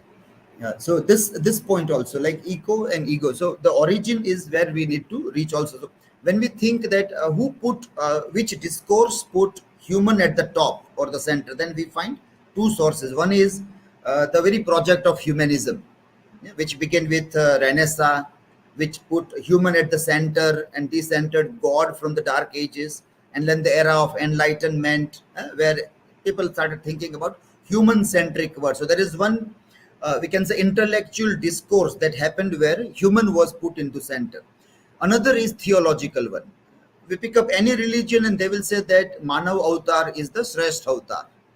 So even those discourses of religion which tries to put human at the top, Abrahamic religion, they very clearly write that all other animals are for your purpose. God created all other animals for the use of the human. So those scriptures would put human at the top. uh, some other non-Abrahamic religion will try to escape from this, that our religion is not writing like that, but it does say that human avatar is the Shrestha avatar. So that way you are put at the top of the pyramid in that hierarchy. So that now both these discourses need to be questioned or examined, because from there the imagination is coming about how we look at ourselves and the nature. The human and the nature relation is somewhere rooted in this also. Similarly, now if we see this example, how to read this text through the angle of this, as in last slide, we have seen this example also. How to read the text. Now this is a scene from a film Sherni, and in this we have seen this a few seconds of the scene where we are seeing that the forest officer is observing that what is the problem with tigress. The problem is that there is a mining work going on in the forest, and because of this mining work, the road, the natural passage of tigress Sherni, which is the title of the film, is being in hurdle. So now tigress is not able to move. On one side there is a road, on the other side there is mining work. Now road is a symbol of our development, and the mining work also we require for our development. So this is where we read that this film is trying to make a very interesting statement about eco-criticism or ecological concern, and that's how we have to find that how it works in that way. Even this we see this aerial view of Palidana, and we find that it's a beautiful structure there, but at the same time we find that what was the need of so much of construction at the top of a hilltop. Now this whole construction is about religion, it is about temple. There is Jain temple, then there may be a Hindu temple might be there, but well, what was the need of? So when we say that sacred grooves means tribal people, when they worship nature, they are protecting nature. But when the organized religion people come, they want to build huge temples, be it Jainism, Buddhism, Hinduism. Now that is known as Sanskritization. So that way, even Sanskritization is a problem for the ecology, wherein the tribal people wants to secure, but then there is a different way that this is happening. Now this also like needs to be examined or questioned in this process when we look at this ideas there.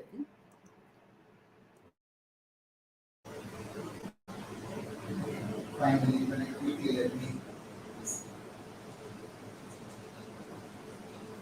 So as recently we are dealing with this eco-criticism and globalization in our classroom also. So these are some fresh ideas in the mind that how we need to examine all these things also. Okay, so I think we have seen some of the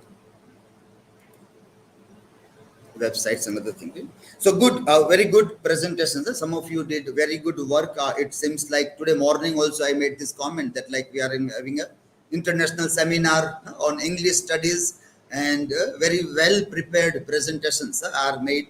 Good question and answer also. And so very qualitative questions and answers are also discussed, which we do not find a space even in an international or national seminar where people have no time to have question answers. But here we had this. It is almost 3 hours and 45 minutes. This it is around 7 o'clock. So from 11 o'clock we started this, and 3.5 hours in the morning session, and this is almost 4 hours in this session also. So everybody did well. Good work. You all have presented well, and wish you all the best for tomorrow. Last day we have for your PhD coursework presentations. Wish you all the best for tomorrow.